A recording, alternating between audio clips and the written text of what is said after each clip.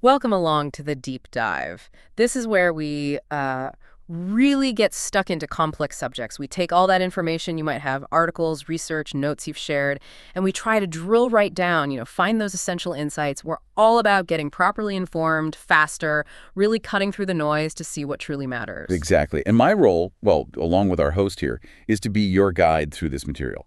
We aim to pull out the most critical knowledge, maybe some surprising facts, and the core principles that just make sense of all the complexity. And we do that by drawing directly from the sources you've provided. Right. And today we're diving deep into a field that's, well, inherently high stakes, incredibly demanding. It requires a really profound level of expertise. Our source material today is actually a technical text. It's designed for orthopedic surgeons who are gearing up for a major professional milestone. They're preparing for the FRCS exam in trauma and orthopedics. And this isn't just any exam, is it? It's widely respected, known for being tough, but ultimately fair. It marks that crucial step from senior trainee or registrar to becoming a consultant. It really is the final big hurdle, and it's designed not just to test, book knowledge, but to genuinely gauge a surgeon's readiness, their ability to cope with the real challenges of independent practice in this field. So the material itself, it reflects that need for deep functional understanding. Precisely. So our mission today, using this rigorous text as our guide, is to extract those really vital insights, maybe uncover some surprising details along the way, and really get to grips with the core principles that define expertise in orthopedic trauma surgery. It's kind of about offering you a shortcut, a way to appreciate the depth of knowledge that's required, and what it truly means to be well-versed in this demanding specialty. We'll be unpacking everything from the foundational science, things like the biomechanics of how implants interact with bone, right through to the critical initial assessment of a severely injured patient. We'll explore complex fracture patterns across the body, understand the different surgical approaches, and crucially, look at how to anticipate and manage potential complications. As the material itself stresses, the goal isn't just knowing what to do, but fundamentally understanding why. Right, okay. Let's begin by setting the scene a bit more. The source material kicks off by describing the kind of landscape of orthopedic trauma knowledge, specifically within the context of this challenging exam.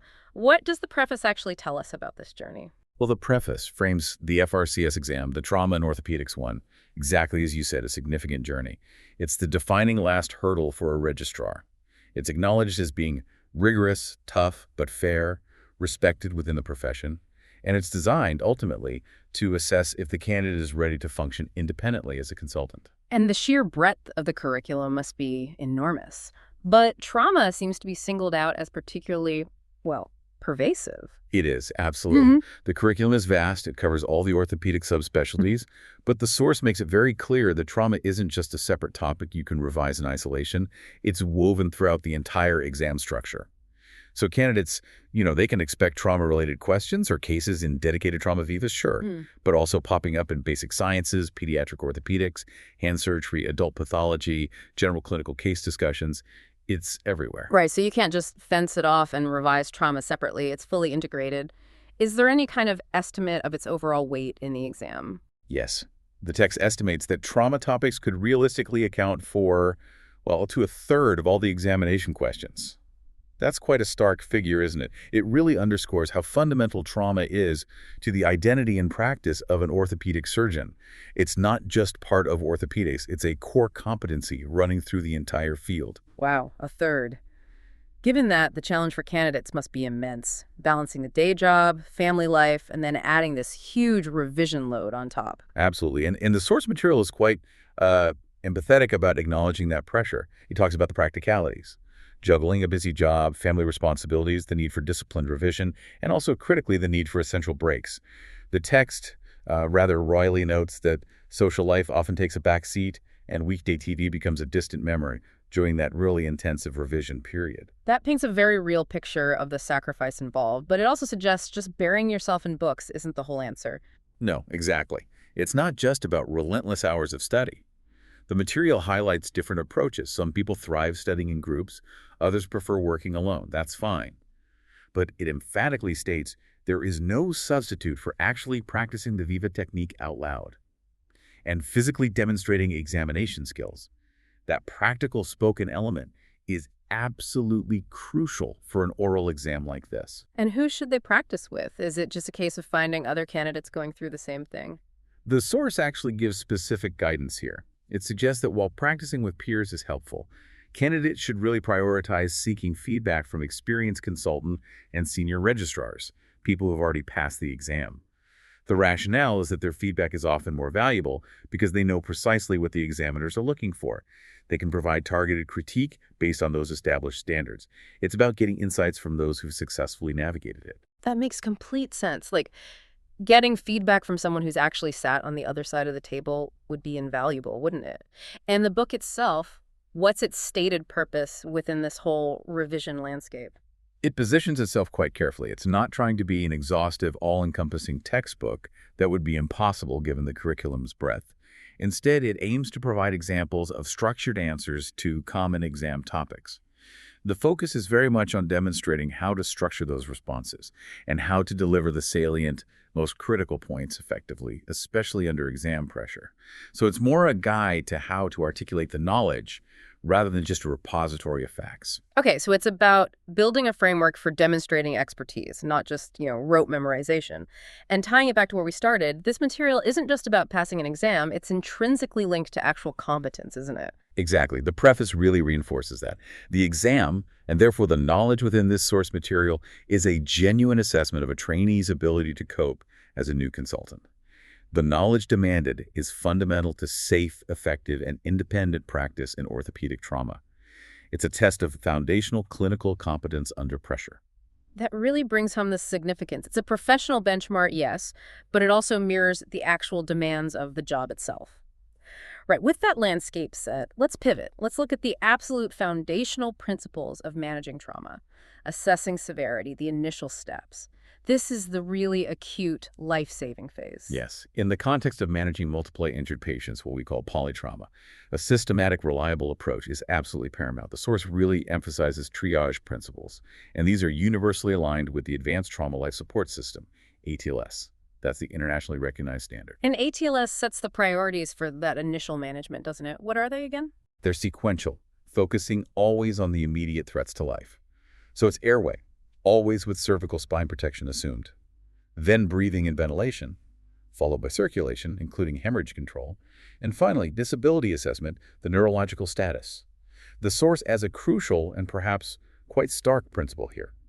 The need to identify patients with obviously unsurvivable injuries early on.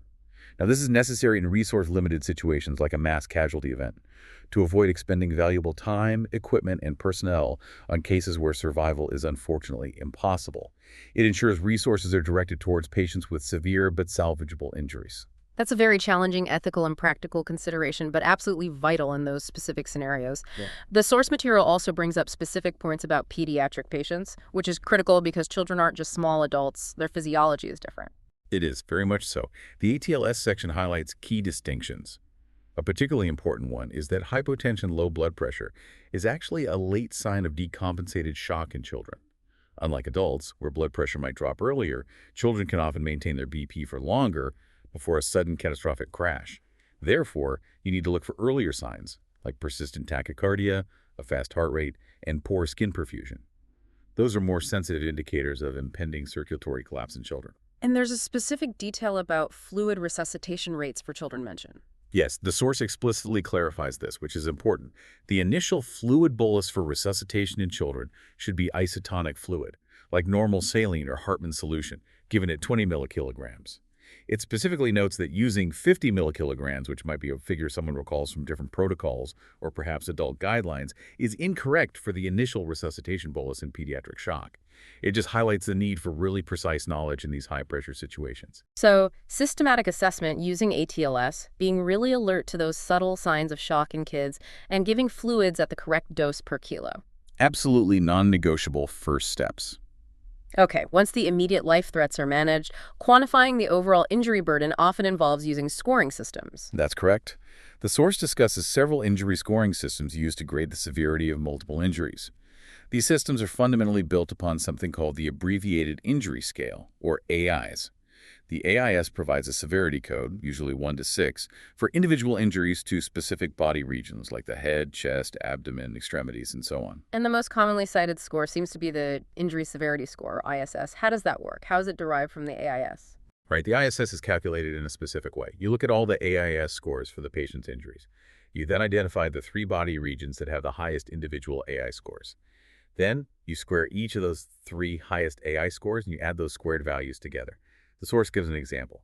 Say a patient has an AIS-4 for the chest, AIS-4 for the abdomen, maybe a liver injury, AIS-3 for a lower limb like an open tibia fracture, AIS-2 for an upper limb, distal radius, and AIS-1 for the head, scalp cut. You take the highest 3 scores, 4, 4, and 3, square them. 4 squared is 16, 4 squared is 16, 3 squared is 9. The ISS is the sum, 16 plus 16 plus 9 plus 9. The maximum possible ISS is 75. And importantly, if any single injury has an AIS score of 6, which signifies a maximal, often unsurvivable injury, the patient automatically gets an ISS of 75. Okay, so that gives a single number to represent the severity of the polytrauma. But the source mentions newer or alternative scores too. Yes, the new injury severity score, or NISS, is discussed.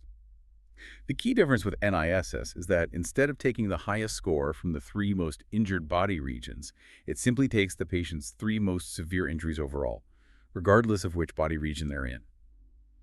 This is important because it better accounts for situations like having multiple severe injuries within the same body region, for instance, bilateral femur fractures. These would likely contribute more significantly to the NIS calculation than they might to the ISS if other injuries weren't quite as severe. So the source suggests NIS might actually provide a more accurate reflection of the overall injury severity, particularly in complex polytrauma cases. And for pediatric patients, there's a specific adaptation mentioned. Yes, the Modified Injury Severity Score, or MIN-ISS, is mentioned as a system specifically adapted for assessing injury severity in children. But do these scores reliably predict how the patient will actually do in the long run? The source seems to hint at some limitations, referencing the Eliop study. Yes, this is a really crucial insight from the source material. It references the Lower Extremity Assessment Project, or LEP study, which was a very large, multi-center prospective observational study looking at severe lower limb injuries. Now, while some specific scores, like the Mangled Extremity Severity Score, MES, or perhaps the NISA score, might be useful for certain predictions, for example, a very low MES score is quite good at ruling out the need for an immediate amputation. The source points out something important. High scores on these indices are often not very sensitive, meaning a high score doesn't reliably predict that an amputation will be necessary. But more fundamentally, the LEAP study findings cited suggest that these initial injury severity scores, which primarily focus on the anatomical damage, didn't actually correlate very well with patient-reported outcomes measured 2 years later. Things like their functional status or their overall satisfaction with their outcome. That's a really powerful distinction, isn't it? It suggests the scores we use to quantify the initial physical damage don't fully capture the patient's long-term experience of recovery and function. Precisely. The source notes that the factors which did correlate strongly with patient satisfaction at 2 years in the LECLAB study were things much more related to recovery and quality of life. Things like whether they'd return to work, their level of depression, their scores on physical function tests, their walking speed, and the intensity of any ongoing pain they had. It really shifts the perspective, doesn't it?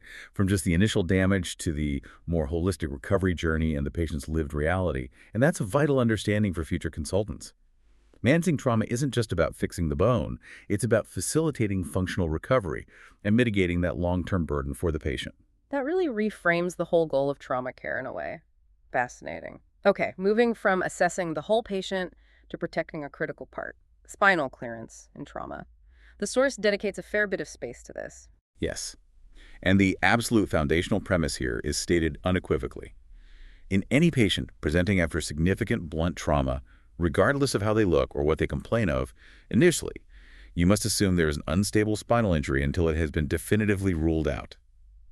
Maintaining spinal precautions, like a hard collar and maybe using a backboard initially, is non-negotiable during the initial assessment and resuscitation phase. And there are specific guidelines for how to actually proceed with clearing the spine safely. Yes, the source references established guidance. Specifically, it mentions the British Orthopaedic Association Standards for Trauma, or BOAST, guidance number 2.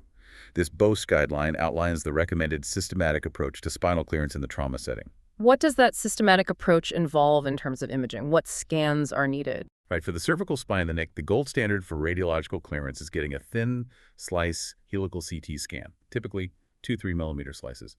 This needs to extend from the base of the skull right down to include the T1 vertebra. And crucially, you need detailed sagittal and coronal reformatted images created from that CT data for thorough evaluation. For the thoracolumbar spine, the lower back historically, AP and lateral plane X-rays might have been considered adequate in some very specific, low-risk situations. But modern trauma protocols increasingly involve helical CT scanning of the chest, abdomen, and pelvis routinely anyway for polytrauma patients. Therefore, sagittal and coronal reformatted images of the thoracic and lumbar spine generated from the CT data using slices typically less than 5 millimeters thick are now commonly used for assessment. And who needs to actually look at those images before the patient can safely come out of spinal precautions? The source is very clear on this. For all potential spinal injuries, you need a formal report from a senior radiologist. That report must explicitly state that the spine is cleared before any spinal protection devices, like the hard collar or a vacuum mattress, can be removed. It's a crucial safety step. Is there a time limit for how long a patient should be kept fully immobilized? Yes, following that BOS-2 guidance, the source states that a patient should not remain in full spinal immobilization like the three-point system with a collar and board for longer than 48 hours. By that 48-hour mark, a definitive plan for either spinal management, if an injury is found, or clearance needs to be in place and acted upon. What if the patient has other serious injuries that mean they need to remain unconscious, perhaps in intensive care, for longer than that? Even in those situations where a patient remains unconscious and requires prolonged immobilization beyond 48 hours, the BOS-2 guidance still requires formal radiological clearance. That means getting the appropriate imaging reviewed and signed off by a senior radiologist before those spinal precautions can be fully discontinued. You can't just leave them on indefinitely without confirming the spine is stable. Okay, and finally on spinal trauma, if a spinal cord injury is actually confirmed, what's singled out as the single most important initial step to minimize secondary damage to the cord? The source explicitly highlights this critical point. It states that the most important initial management step to mitigate secondary damage following a spinal cord injury is maintaining the patient's mean arterial pressure, or MAP. Specifically, keeping the MAP at or above 90 millimillimeter Hg. Ensuring adequate blood pressure and therefore perfusion to the injured spinal cord tissue is paramount in that acute phase to prevent further neurological deterioration. MAP over 90 millimilli Hg, that's a very specific, actionable target in what can be a chaotic environment. Okay, that gives us a solid grasp of the initial assessment and protective measures. Now, let's delve into how surgeons actually physically put bones back together. This brings us into the engineering side of things, the fundamental biomechanical principles guiding fracture fixation. Yes, this is where orthopedics becomes a fascinating blend of biology and mechanical engineering. The absolute foundational question for any surgeon contemplating fixing a fracture revolves around the intended mode of healing. Are you aiming to achieve primary direct bone healing? That's where the bone ends unite directly without forming any visible external callus. Or are you planning for secondary healing, which is the more natural process involving the formation of a soft callus than a hard callus bridge across the fracture? Your choice here fundamentally dictates the biomechanical principles you need to apply and the type of fixation construct you'll choose. That's a critical decision point right at the outset. What are the core biomechanical factors that influence how well a fixation holds and how the bone actually heals? The source outlines several key factors that need consideration. These include how securely the implant itself is fixed to the bone fragments, the number and placement of fixation points, like screws, within each main fragment, the distance or gap between the bone ends at the fracture site, the span or distance between the fixation points across the fracture, and of course the overall geometry and anatomical fit of the implant to the bone. Ultimately, any fixation construct, whether it's a plate or a nail, must provide sufficient mechanical stability to resist and overcome the various deforming forces acting across that fracture site, forces like bending, twisting, or torsion, and shear. And this distinction in healing modes leads directly to the choice between different types of implants, like plates versus intramedullary nails. How do their biomechanical actions differ? Right. Plates are quite versatile. They can be applied in a way to generate significant compression across a fracture site, often using lag screws technique. This promotes that primary direct bone healing. Alternatively, they can be used as bridging plates or buttress plates, spanning across a comminuted fracture where anatomical reduction isn't possible or even desirable. In this case, they provide relative stability, allowing for secondary healing via callus formation. Plates are typically applied off-axis, meaning they sit on the surface of the bone, not directly down its central load-bearing axis. Okay. And nails, how do they compare? Intramedullary nails, which are inserted down the hollow medullary canal inside the bone, are considered on-axis fixation. Because of their position within the canal and their inherent flexural properties, they don't typically generate enough stable compression right at the fracture site to achieve primary healing. Instead, they provide relative stability, which encourages fracture healing through callus formation, that secondary healing pathway. Their central placement makes them mechanically very efficient at resisting bending forces more uniformly along the bone's length. The source also compares solid versus hollow nails. Is there a significant difference in their stiffness? Ah, yes. For a given outer diameter, a solid cylinder is mechanically stiffer than a hollow one made of the same material. That's straightforward physics. The bending stiffness of a cylinder is proportional to the fourth power of its radius. For a hollow cylinder, it's related to the difference between the fourth power of the outer radius and the fourth power of the inner radius. However, the source points out a theoretical consideration. If you had a sixth volume of material, using it to create a hollow nail allows you to achieve a larger outer diameter compared to a solid nail made from the same amount of material. And since stiffness is so heavily dependent on that radius to the fourth power, that larger outer diameter can, in some designs, lead to a stiffer construct for that specific volume of material, even though it's hollow. But in practical terms, if you compare nails of the same outer diameter, the solid one will be stiffer. So, the material properties themselves, like Young's modulus, which describes the material's intrinsic stiffness, they matter, but the geometry of the implant seems absolutely critical for its mechanical performance. Precisely.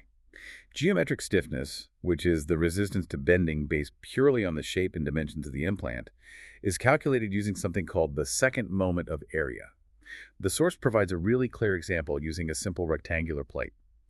Increasing the width of the plate increases its bending stiffness proportionally to the width. Makes sense. But increasing the thickness has a much more dramatic effect. Bending stiffness is proportional to the third power, the cube, of the thickness. So if you double the thickness of a plate, you actually increase its stiffness by a factor of 2 cubed, which is 8 times.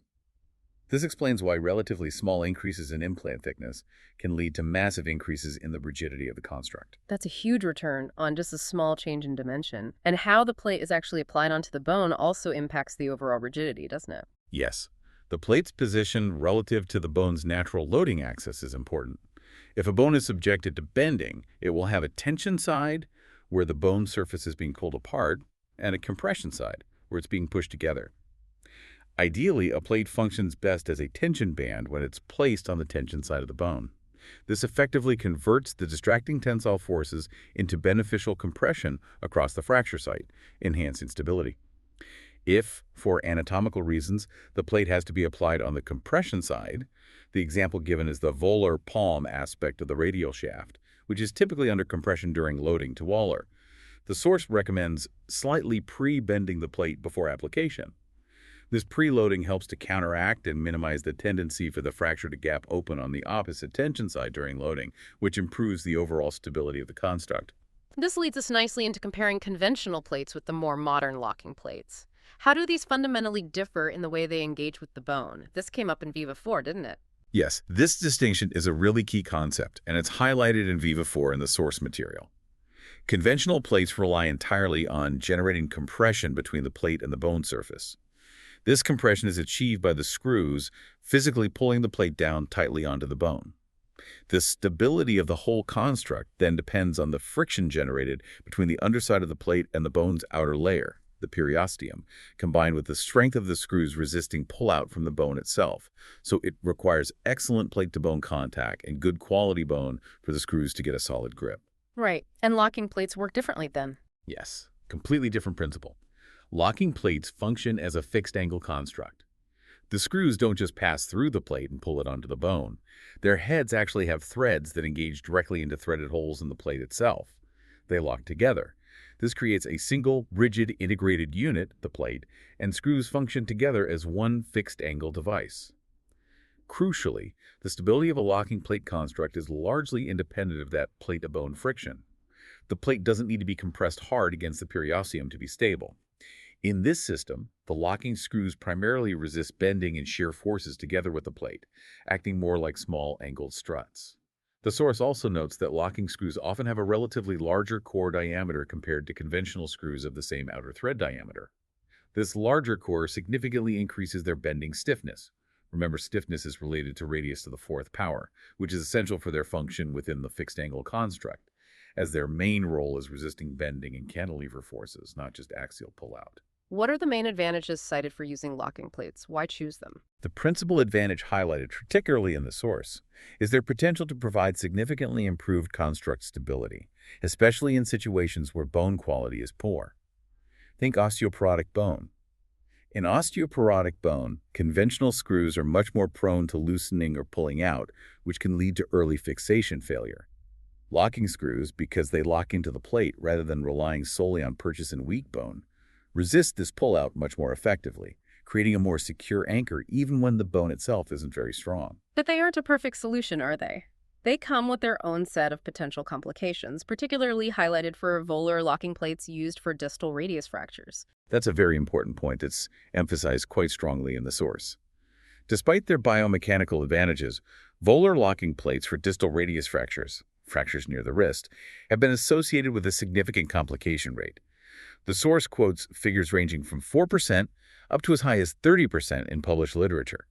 Specific complications mentioned include injury to the median nerve, either directly or from swelling, the development of complex regional pain syndrome, CRPS, rupture of tendons, particularly the extensor pollicis longus EPL tendon on the back of the wrist, and the flexor pollicis longus FPL tendon on the front. Other issues include screws inadvertently breaching the joint surface, intra-articular screw placement, and even late collapse or loss of fixation despite the locking mechanism. Those are quite concerning risks. How can surgeons try to minimize these complications when they're using these plates? The source provides some specific technical points aimed at minimizing these complications.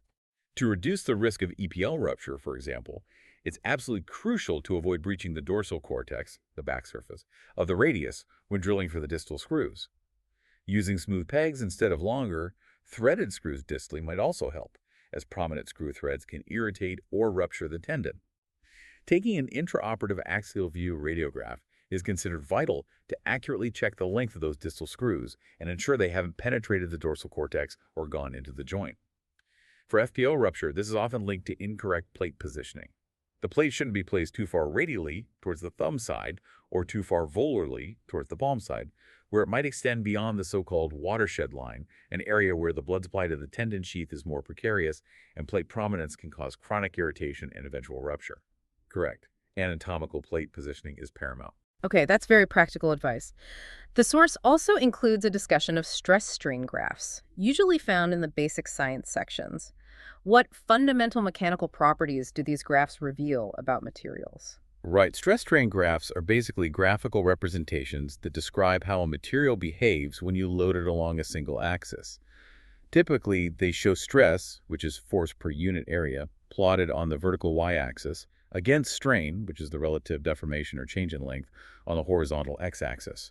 For a typical implant metal, you'll see an initial linear region on the graph. Within this region, the material behaves elastically. It obeys Hooke's law, meaning stress is directly proportional to strain, and importantly, it will return to its original shape if you remove the load. The slope, or steepness, of this linear portion gives us the material's Young's modulus. That's a fundamental measure of its intrinsic stiffness, how much it resists elastic deformation under stress. And how does that compare, say, to a biological tissue like a ligament or tendon? The source highlights a key difference here. Unlike biological tissues, such as ligaments or tendons, the stress strain curve for a metal implant material typically does not have an initial co-region. In biological tissues, this nonlinear toe region at very low loads is thought to be due to the initial straightening or uncrimping of the collagen fibers before they really start to resist stretching more linearly. Metals just don't have that kind of structural feature. Okay, so what happens in a metal after that initial elastic region if you keep pulling? As the load increases beyond the elastic region, you pass the material's proportionality limit and then its elastic limit. Beyond the elastic limit, you enter the plastic region. Once a material is loaded into its plastic region, it starts to deform permanently. It won't fully return to its original shape, even if you remove the load. Further loading can sometimes lead to a phenomenon called work hardening, where the material actually becomes stiffer again due to changes in its internal crystalline structure as dislocations occur, making it harder to deform further. The peak stress the material can withstand before it starts to significantly narrow down or neck is called the ultimate tensile stress, UTS. The graph continues until the material eventually fractures. The total area underneath the entire stress strain curve represents the energy absorbed per unit volume before failure occurs. This area is a measure of the material's toughness, essentially, its ability to absorb energy before it breaks. So understanding these fundamental material properties, stiffness, yield strength, toughness, and how the geometric shape of the implant amplifies or dampens those properties is absolutely essential for designing and using implants effectively. It's really the physics foundation for the surgery itself. It is indeed. It underpins why certain implant designs are chosen for specific fracture patterns, bone qualities, and anticipated loading environments. It's critical knowledge. Right. With that foundation and biomechanical principles firmly laid, let's move into applying this knowledge to specific injury patterns. The source material provides quite detailed examples across the body.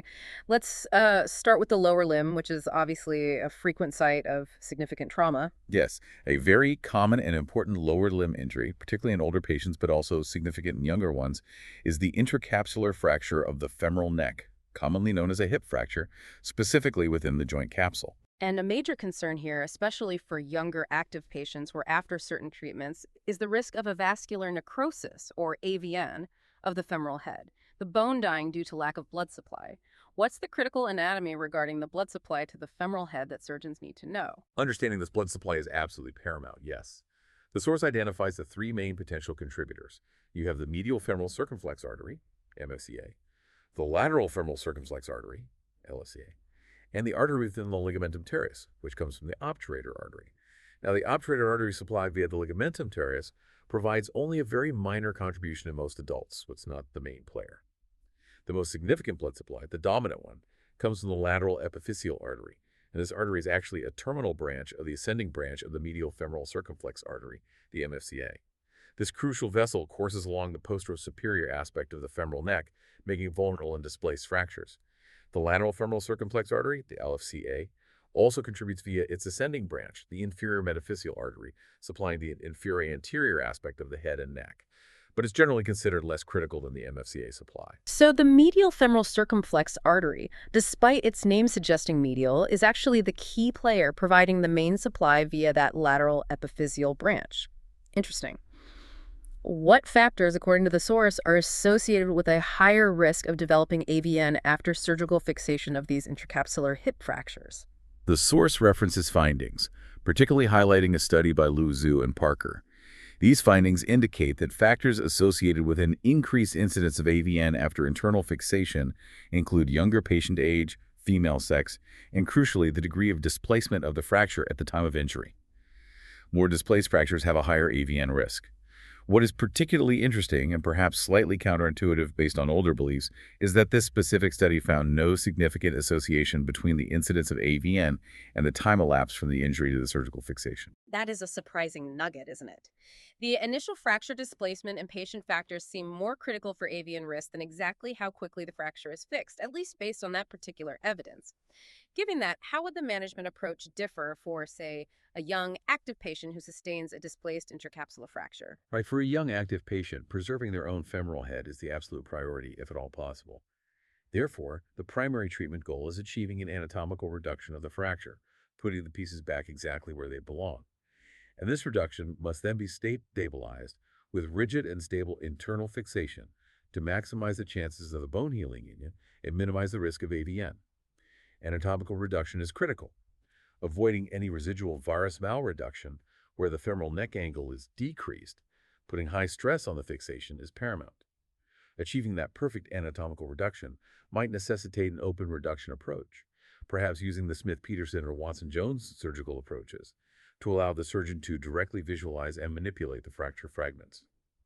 The source reiterates that in this younger, active population, the quality of the anatomical reduction achieved is now considered more important than the absolute time to surgery in optimizing the outcome, specifically regarding union rates and minimizing the risk of AVN. So, for the young, active patient, anatomical precision is king, even if it means a more complex, open approach. Quality of reduction trumps the stopwatch in this scenario. Okay. Let's move just slightly proximally, up into the pelvis, to acetabular fractures. These involve the hip socket itself. They sound inherently complex because they involve the joint surface. They are indeed. Acetabular fractures are very challenging intra-articular injuries. The source describes key features that surgeons look for on standard AP, anterior posterior pelvis radiographs during the initial evaluation. This involves carefully assessing the integrity of two key lines: the iliopectineal line, which traces the anterior column of the pelvis, and the iliotibial line, which traces the posterior column.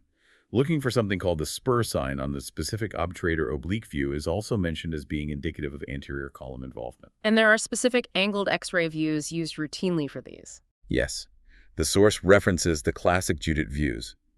These are specific oblique radiographic projections, the iliac oblique and the obturator oblique views that are essential for optimally visualizing and assessing the anterior and posterior columns and walls of the acetabulum.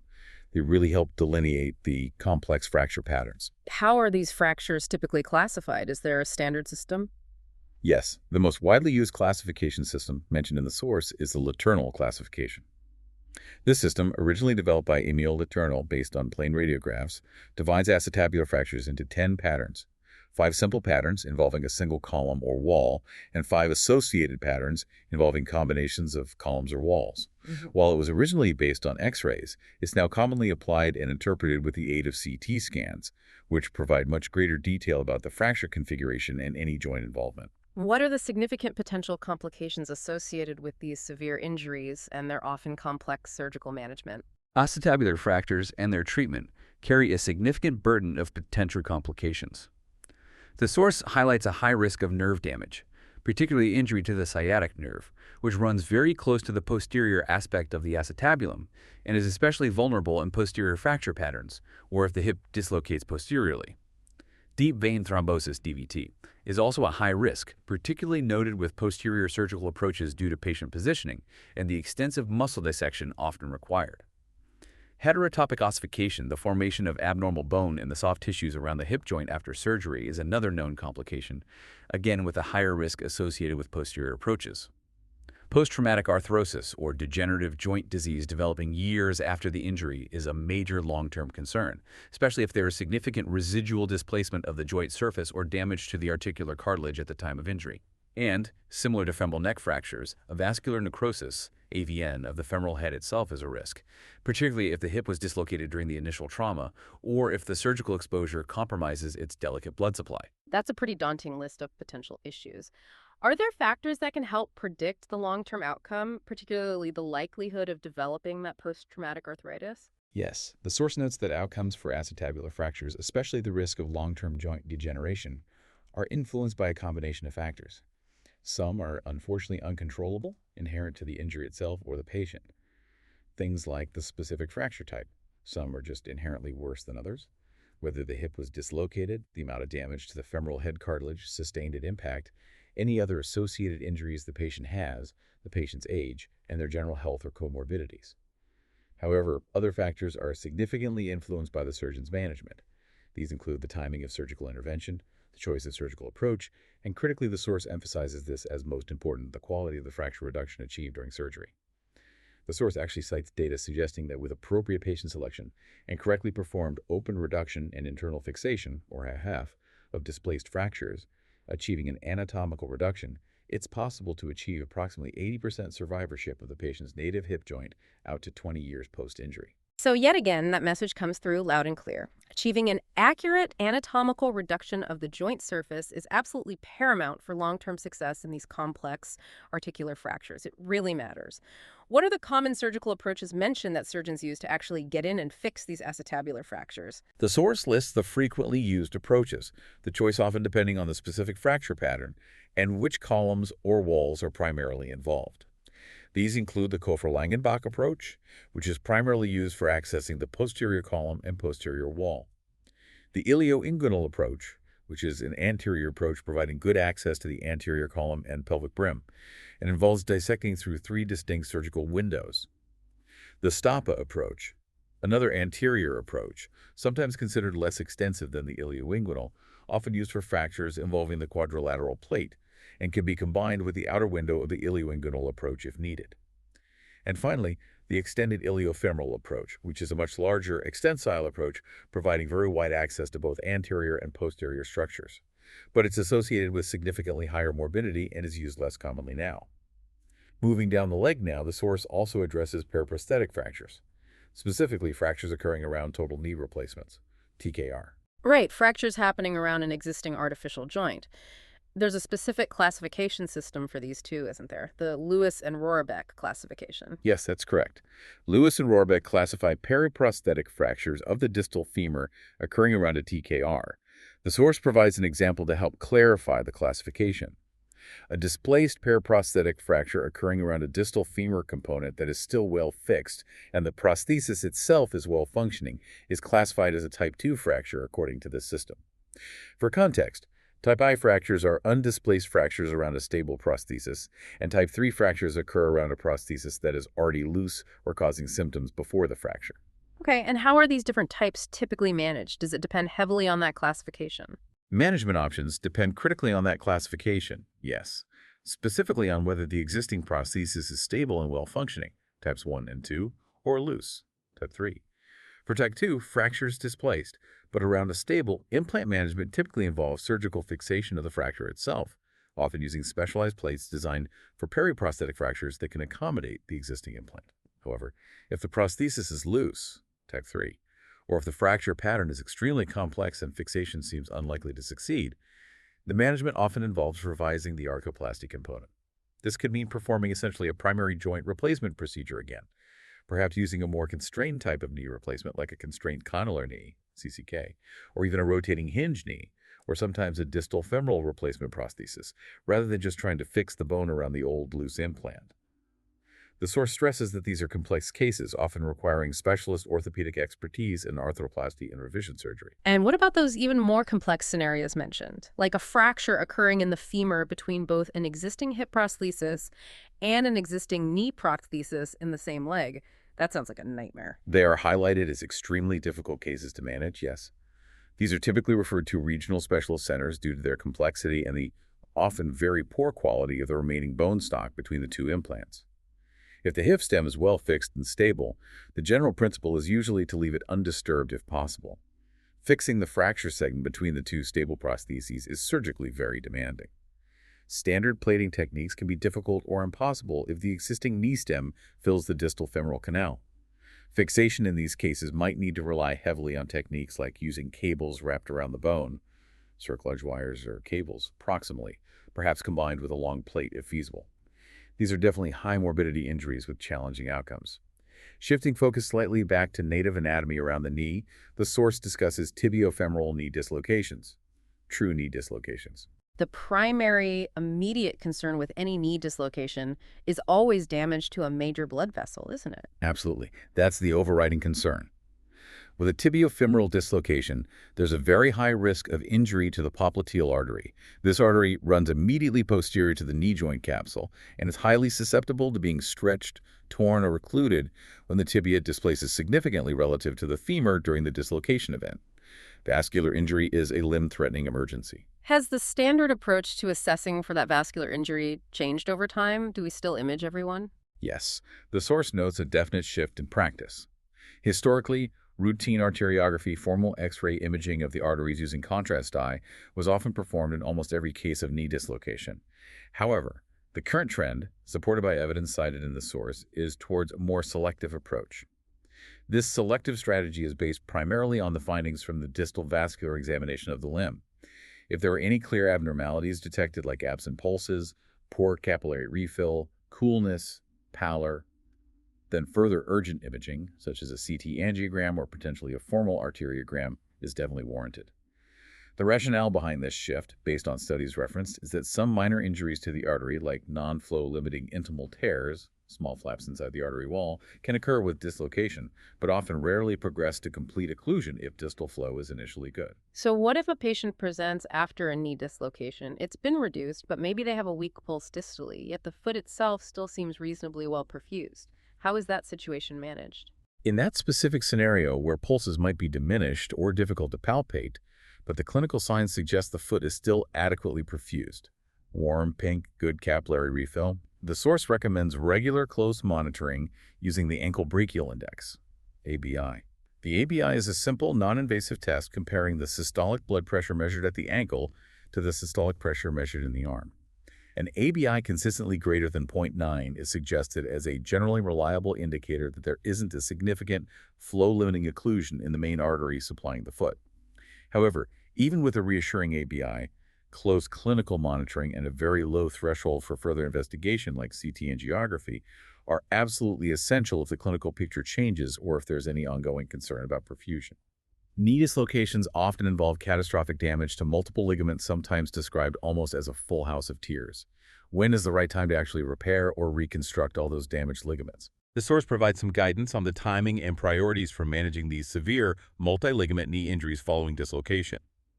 It advises addressing injuries to the lateral, and particularly the posterolateral corner structures relatively quickly, as these can be difficult to manage if delayed. It's considered reasonable practice to initially elevate and rest the injured limb for approximately 7 to 10 days. This allows the significant initial swelling to subside somewhat, making subsequent surgery technically easier and potentially safer. During this initial period, detailed imaging, typically including both MRI and sometimes CT scans, especially if there are associated fractures, should be obtained to fully delineate the extent of all the ligamentous and bony injuries. This is crucial for accurate surgical planning. Now, regarding timing of surgery, the available literature cited in the source suggests that if surgical intervention is planned, which it often is for young, active patients, performing it early, typically defined as within the first 2 to 3 weeks of the injury, is associated with improved reported knee function scores compared to delaying surgery significantly longer. Delaying surgery beyond this window, particularly for lateral side injuries, can make the identification of the crucial structures, most notably the common peroneal nerve and the retracted ends of the torn ligaments, significantly more difficult due to the formation of dense scar tissue. So early surgical intervention within a couple of weeks or so seems beneficial for these really complex multi-ligament knee injuries. Okay, moving to a perhaps more common single ligament injury, particularly in sport, the ACL rupture. Yes, the source presents a very classic scenario for an ACL rupture. An elite junior netball player who sustains the injury during a sudden change of direction maneuver, reporting hearing or feeling a distinct pop at the time. A common associated finding mentioned on MRI is a large bone bruise, particularly on the posterolateral aspect of the tibial plateau.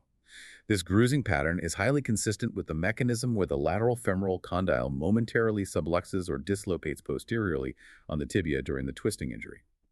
While associated injuries like MCL or PLAC tears can occur, this example focuses primarily on an isolated or predominant ACL tear. How would you typically treat a displaced ACL rupture in a young, elite athlete who wants to get back to playing netball at a high level? For a skeletally immature elite athlete with a confirmed displaced ACL rupture, especially with the goal of returning to high-level competitive sport involving cutting, pivoting, and jumping, surgical reconstruction of the ACL is generally considered the standard treatment.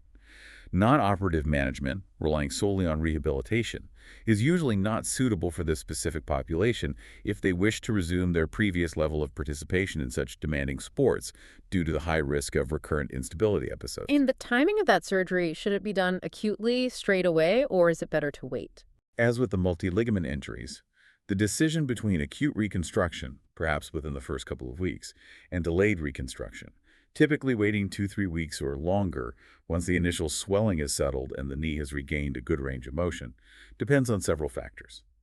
These include the amount of swelling, the presence of any associated injuries, which, as we just discussed, might favor earlier surgery if they involve things like the posterolateral corner, and perhaps most importantly, the patient's overall readiness and ability to participate effectively in preoperative rehabilitation, prehab. The source notes that for multi-ligament injuries, earlier intervention, 2-3 weeks, is generally preferred, and this might influence the timing if the ACL injury is part of a more complex injury pattern. For isolated ACLs, allowing swelling to settle and motion to return is often favored before surgery. What are the main options for the actual graft used to reconstruct the torn ACL? Where does the new ligament come from? The source lists the primary graft choices available. Autografts, which are tendons harvested from the patient themselves, are very common. Options include the 4-strand hamstring tendon graft, typically using the semitendinosus and gracilis tendons from the inner side of the knee, the bone patellar tendon bone, BPTB graft, using the central third of the patellar tendon with bone blocks from the patella and tibia, and sometimes the quadriceps tendon graft taken from above the patella. Allografts, which are tendons taken from a deceased human donor, are also an option. The source notes a preference for using non-irradiated allograft tissue to better maintain its biomechanical properties. Common allograft sources include the Achilles tendon, patellar tendon, or tibialis anterior tendon. Finally, artificial ligaments, such as the Lars ligament augmentation and reconstruction system, are mentioned as an available option, although their use tends to be more controversial and perhaps less frequent in primary reconstructions due to some long-term concerns. And what is the expert preference stated in the source material, and what's the reasoning given for that choice? The preference explicitly expressed in the source is for the 4-strand hamstring autograft. The reasoning provided is its association with relatively low morbidity at the site where the graft is harvested, less disruption compared to BPTB, and importantly, the availability of excellent reported functional outcomes in the literature extending out to 15 years post-surgery.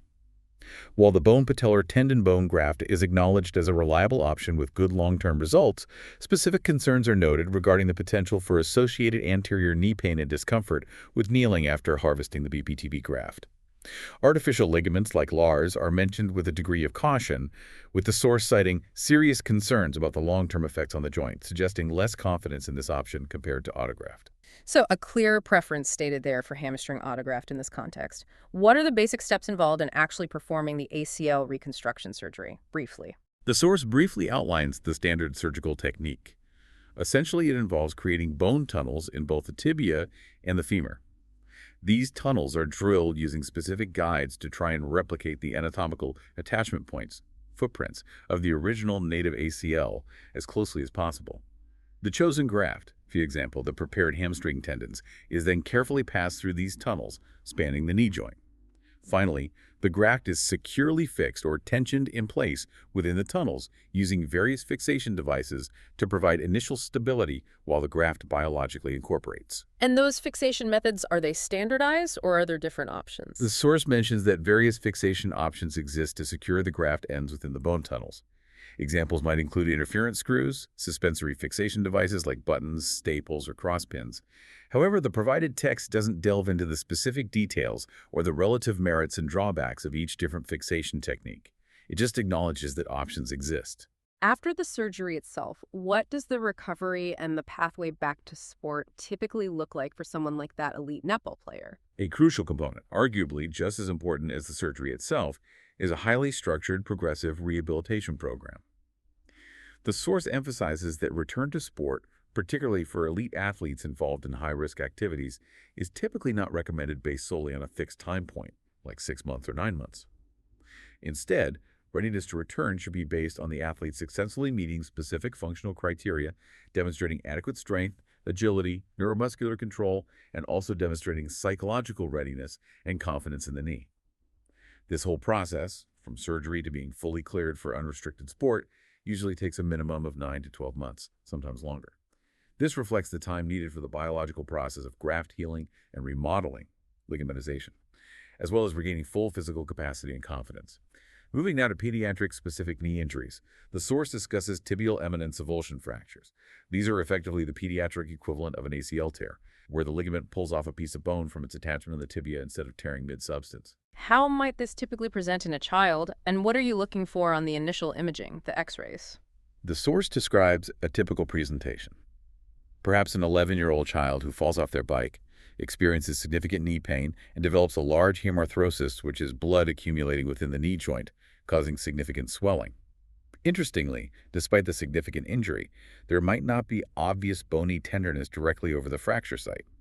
However, initial x-rays would likely show that large joint effusion, potentially with a visible lipohemarthrosis, a fat fluid level within the joint fluid, which is a classic sign of an intra-articular fracture where marrow fat has escaped, and would reveal the displaced bony fragment pulled off the tibial eminence, or tibial spine. Is there a standard way to classify the severity of these pediatric fractures based on how displaced the fragment is? Yes. The standard classification system used is the Myers and McKeever classification. It describes 4 types based on the degree of displacement. Type 1 is essentially non-displaced. Type 2 is minimally displaced, where the anterior part of the fragment is lifted up, but it's still hinged posteriorly, like an open trapdoor. Type 3 is fully displaced, where the entire fragment is lifted completely off its bed. And Zaraznej later added type 4 for fractures that are also comminuted, broken into multiple pieces. There's also a further subclassification by Lubowitz for type 3, based on whether just the ACL footprint or the entire eminence is avulsed, often better seen on CT. What is the generally recommended management for the more displaced fractures, say type 2 of significant displacement or types 3 and 4? For significantly displaced tibial eminence fractures, generally considered to be type 2 fractures, with more than about 2-3 millimeters of displacement, and essentially all type 3 and 4 fractures, surgical management via open reduction and internal fixation, or IOF, is typically indicated. The goal of surgery is to anatomically reduce the bony fragment back into its bed, restoring the smooth articular surface, and then secure it rigidly to allow the ACL to function properly and the bone to heal. And the specific surgical technique described in the source for fixing it? The technique involves an open surgical approach to directly visualize the fracture site. A crucial step highlighted is carefully removing any soft tissue that might have become trapped between the displaced fragment and its bony bed. Often, the intermeniscal ligament can get caught in there, physically blocking an anatomical reduction. This needs to be cleared out. Once the fragment is reduced anatomically, restoring the joint surface, stable fixation is achieved. The source specifically describes using a tension band wiring technique for fixation. This typically involves inserting 2 small K-wires across the reduced fragment and into the underlying tibia. A figure of 8 wire loop is then passed around the base of the K-wires, which are bent over, and through a drill hole in the tibia or around the fragment itself. This wire is then tensioned, effectively pulling the fragment down securely into its bed. The ends of the K-wires and the wire knot are then buried under the soft tissues to prevent irritation. Sutures passed through drill holes are another common alternative fixation method. What are the potential complications to be aware of with this injury and its treatment in children? Potential complications mentioned include disturbance to the growth plate, physis of the proximal tibia, although this is considered rare with correctly performed fixation techniques for this specific fracture, as the fixation usually avoids crossing the main physis. Extensor lang difficulty fully straightening the knee actively can sometimes occur, potentially if fixation hardware, like a screw head, if screws were used instead of wire sutures, impinges on the patellar tendon mechanism.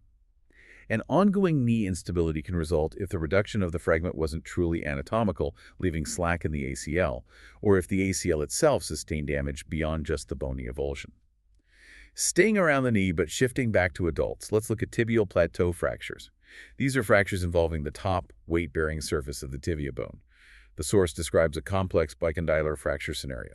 A fall from a significant height with an awkward landing sounds like a pretty common mechanism for these severe fractures. What would you typically expect to see on the imaging? Yes, a significant fall from height, causing an axial load through the extended or slightly flexed knee, is a classic mechanism for a high-energy tibial plateau fracture. Initial radiographs would typically show a displaced fracture involving both the medial and lateral tibial condyles, the bicondylar pattern. There is often significant metaphyseal comminution, meaning the bone just below the joint line is shattered into multiple fragments. And frequently there's associated articular comminution as well, where the joint surface itself is broken into pieces, often with significant depression of segments. If there's no longer any intact bridge of bone connecting the articular surface fragments to the main tibial diaphysis, the shaft, it represents a very severe pattern, often classified as a Schatzker type C6 or an AOTA type C3 fracture. An associated fracture of the fibula bone, often at a similar level near the knee, is also very common with these high-energy injuries. What's the standard initial management pathway for a patient presenting with a closed, neurovascularly intact but severely comminuted and displaced tibial plateau fracture like this? Okay, initial management follows standard trauma protocols. First, a thorough history and physical examination, paying extremely close attention to the neurovascular status of the limb, checking pulses, sensation, motor function, to rule out any injury to the popliteal artery or the development of acute compartment syndrome, both of which are significant risks with these injuries.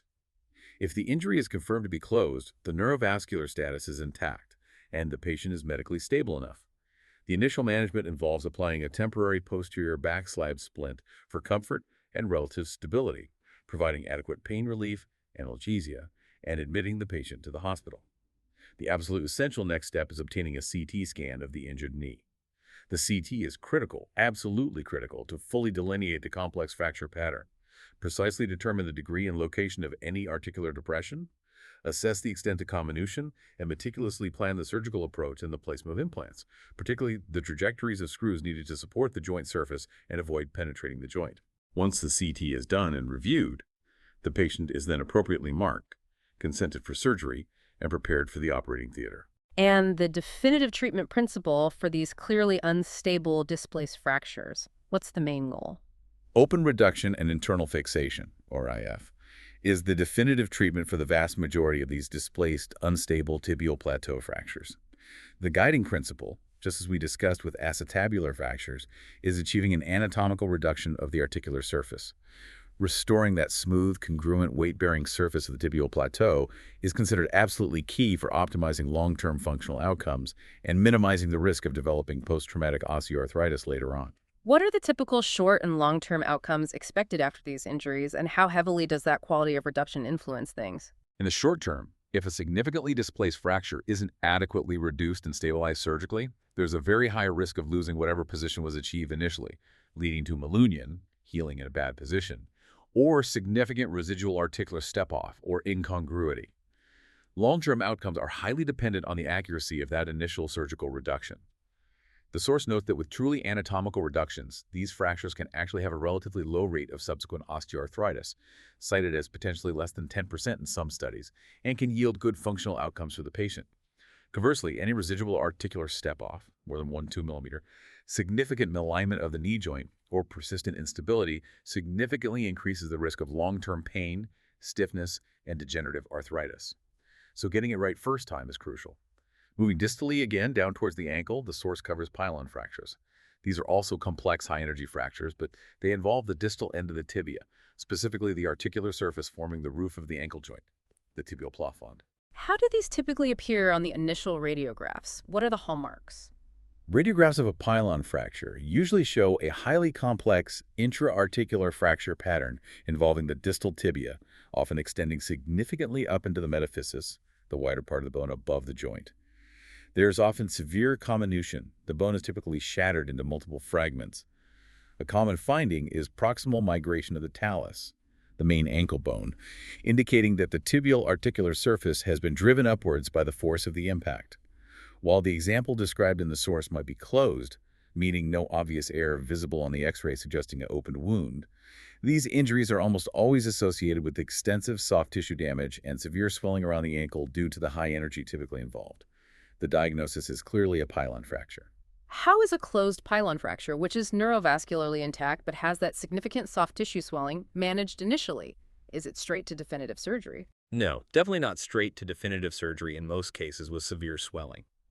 The source strongly emphasizes that for these high-energy pylon fractures, particularly those with significant soft tissue compromise, blistering severe swelling, a staged management protocol is now considered the gold standard approach. This strategy, often referred to as the Sirkin protocol after the surgeon who popularized it, prioritizes allowing the soft tissues to recover before definitive internal fixation is attempted. The initial step is urgent reduction of the major fracture displacement and application of temporary skeletal stabilization, almost always using an external fixator spanning the ankle joint. The primary goals of this initial external fixation are simply to restore the overall length of the tibia, correct the gross alignment, minimizing varus valgus or anterior-posterior angulation, and restore normal rotation. This holds the fracture out to length, takes pressure off the soft tissues, and allows the severe swelling to start subsiding. Crucially, a CT scan is then obtained after the external fixator has been applied and the limb is stabilized. This CT is absolutely essential to fully delineate the complex intra-articular and metaphyseal fracture configuration, which is often impossible to appreciate fully on plain X-rays alone. This detailed CT guides the planning for the definitive fixation surgery. Definitive ORIF is then performed electively once the soft tissue condition has significantly improved, typically days or often 1 to 3 weeks later when the skin is no longer excessively swollen or blistered, wrinkle sign positive, and is considered safe for surgical incisions. The source also mentions a CT-based description focusing on specific coronal plane fracture patterns. What are some of these commonly identified patterns? Yes, the source lists several specific fracture patterns that can occur within pylon fractures, often best visualized on the coronal plane CT images. Coronal meaning parallel to the transmalleolar axis, like looking from the front. These specific named patterns include things like an anterior split, A coronal split, often associated with a central die punch fragment, where a segment of the articular surface is driven downwards or impacted. A posterior split, and sometimes more complex patterns described as V-type or Y-type configurations based on the fracture lines. Understanding these specific fragment orientations on the CT scan is crucial for planning the surgical approach, or approaches as sometimes multiple are needed, and the specific fixation strategy required to reconstruct the joint. So that CT scan performed after the temporary stabilization is absolutely non-negotiable for planning the definitive surgery.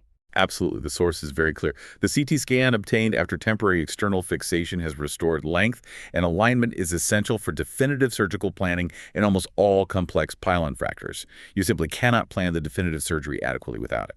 And what about the outcomes for pylon fractures? Are they generally good? Outcomes for pylon fractures are notoriously variable and often quite guarded, unfortunately. They are highly dependent on several factors. The initial severity of the injury itself, particularly the amount of articular combination, the degree of cartilage damage sustained at impact, and the severity of the associated soft tissue injury. And critically, outcomes are also dependent on the quality of the anatomical reduction of the articular surface that is achieved during the definitive fixation surgery.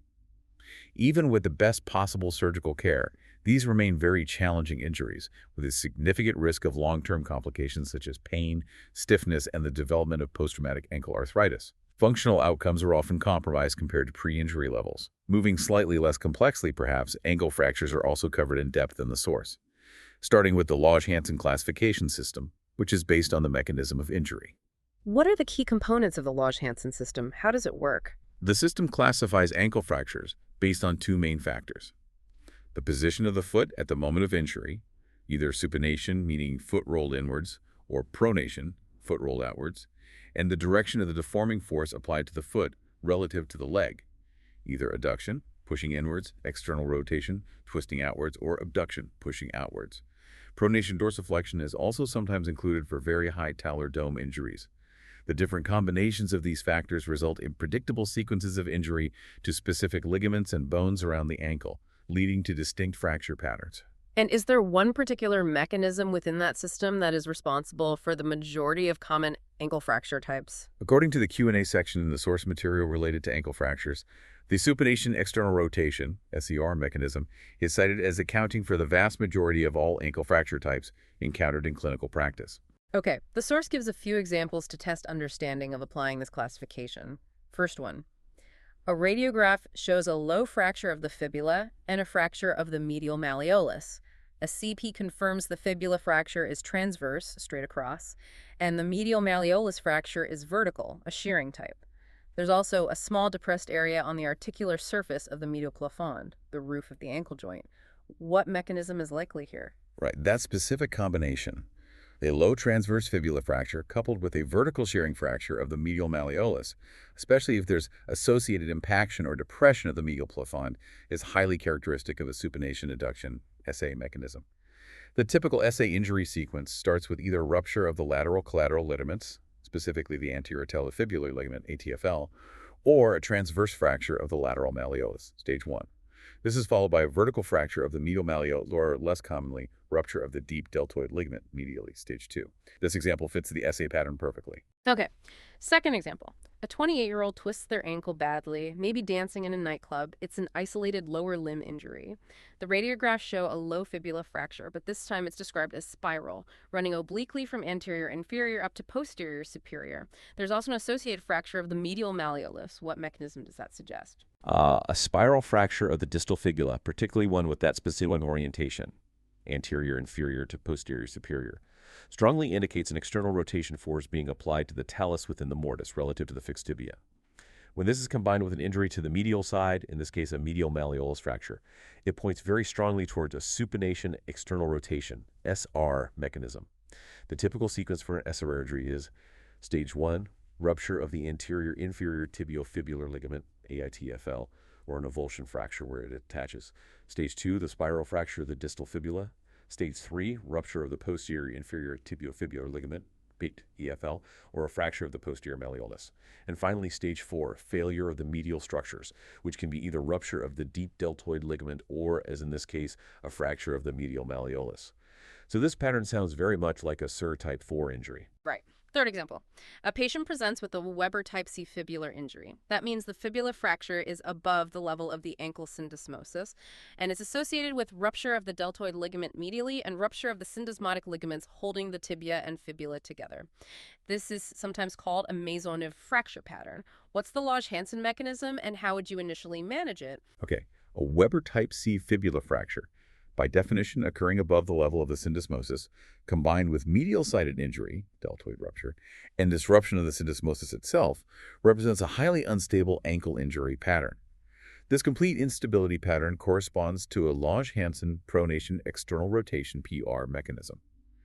The typical PR sequence starts with injury on the medial side, either deltoid ligament rupture or medial malleolus fracture, then progresses anteriorly through the AITFL and the interosseous membrane tearing upwards, leading to the fibula fracture, which can occur anywhere from just above the syndesmosis right up to the proximal fibula near the knee, as in a classic Maisonneuve fracture, and finally rupturing the posterior syndesmotic structures, PITFL, or fracturing the posterior malleolus. This combination is inherently unstable. And the management for such a clearly unstable injury. For unstable ankle fractures like these, including Maisonneuve patterns, surgical fixation is almost always indicated in patients who are medically fit for surgery. Initial management involves the standard steps: providing adequate analgesia, applying a splint to provide some temporary stability and comfort, taking a thorough history, and performing a careful physical examination including neurovascular assessment, and then preparing the patient for surgery. What are the key principles of the definitive surgical treatment for a Maisonneuve fracture specifically, where the fibula fracture is very high up? The critical goal in surgically managing a Maisonneuve fracture isn't usually fixing the high fibula fracture itself, as it's often difficult to access and may not contribute much to stability once the syndesmosis is addressed. The primary aim is to accurately reduce and stabilize the syndesmosis, restoring the normal relationship between the distal tibia and fibula. The source describes attempting close reduction of the syndesmosis, often done under tourniquet control and using image intensification, fluoroscopy. This frequently involves using a large reduction clamp placed across the ankle between the malleoli to physically squeeze the distal tibia and fibula back together into their correct anatomical alignment within the tibial incisura.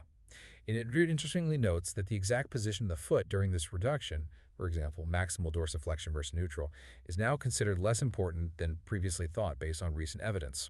Placing a bolster under the Achilles tendon during reduction can help prevent the talus from shifting anteriorly. Since the fibula fracture itself is usually too proximal for standard plating, ensuring accurate reduction involves checking the alignment on the mortise view radiograph, specifically looking at the level of the fibular tubercle relative to the tibia to confirm that correct fibular length and rotation within the incisura have been restored. How is the syndesmosis typically fixed once it's reduced? And what's the usual postoperative protocol regarding weight bearing and hardware? Once satisfactory reduction is achieved, the syndesmosis is typically fixed provisionally with K-wires and then definitively stabilized with one or more cortical screws placed across the distal tibia and fibula, passing through the syndesmosis. These are often called syndesmotic screws. Postoperatively, patients are usually kept strictly non-weight-bearing for a significant period, often around 8 weeks, to protect the syndesmotic fixation while the ligaments heal. The syndesmotic screws are commonly removed electively, typically around 12 weeks, 3 months after the initial surgery. The source mentions that while there's a small risk of the screw breaking if weight-bearing is commenced before removal, routine screw removal is often performed because it can potentially allow for correction of any subtle residual malreduction that might only become apparent once healing has occurred. Or it allows for more normal physiological movement of the fibula relative to the tibia if the initial reduction wasn't absolutely perfect. What does the source mention about long-term outcomes based on the simpler Weber classification A-B-C of fibula fractures? Is Weber A always better? The Weber classification, as you said, categorizes fibula fractures based on their level relative to the syndesmosis, A below, B at the level, C above. While historically Weber A fractures occurring below the syndesmosis were often thought to have universally better outcomes than Weber C fractures occurring above the syndesmosis, implying syndesmotic disruption, the source notes that a recent meta-analysis suggests this might not be strictly true. It highlights that the presence and severity of associated chondral cartilage damage within the ankle joint is often a more important determinant of long-term outcome, regardless of the fibula fracture level according to Weber. However, Weber C fractures, because they inherently involve higher energy and disruption of the syndesmosis, are still generally recognized as having worse average outcomes due to the greater instability and potential for malreduction. And finally, on ankle fractures, the source mentions the concept of talar shift and its significance for outcomes. What's that about? This is a really critical concept for understanding long-term outcomes after ankle fracture fixation. The source references the landmark experimental study by Ramsey and Hamilton from the 1970s. Their work demonstrated very clearly that even minimal lateral displacement or malreduction of the talus within the ankle mortise has a profound effect on joint mechanics. Specifically, they showed that just 1 millimeter of lateral talar shift can reduce the contact area between the talus and the tibial plafond, the roof of the ankle joint, by over 40%. This dramatically reduced contact area means the forces transmitted across the joint are concentrated over a much smaller area, leading to significantly increased contact pressures on the articular cartilage. This accelerated wear and tear is thought to be a major factor contributing to the development of post-traumatic osteoarthritis. This study is a cornerstone of why achieving and maintaining an anatomical reduction of the ankle joint, ensuring perfect talar alignment within the mortise, is considered so absolutely vital during ankle fracture surgery.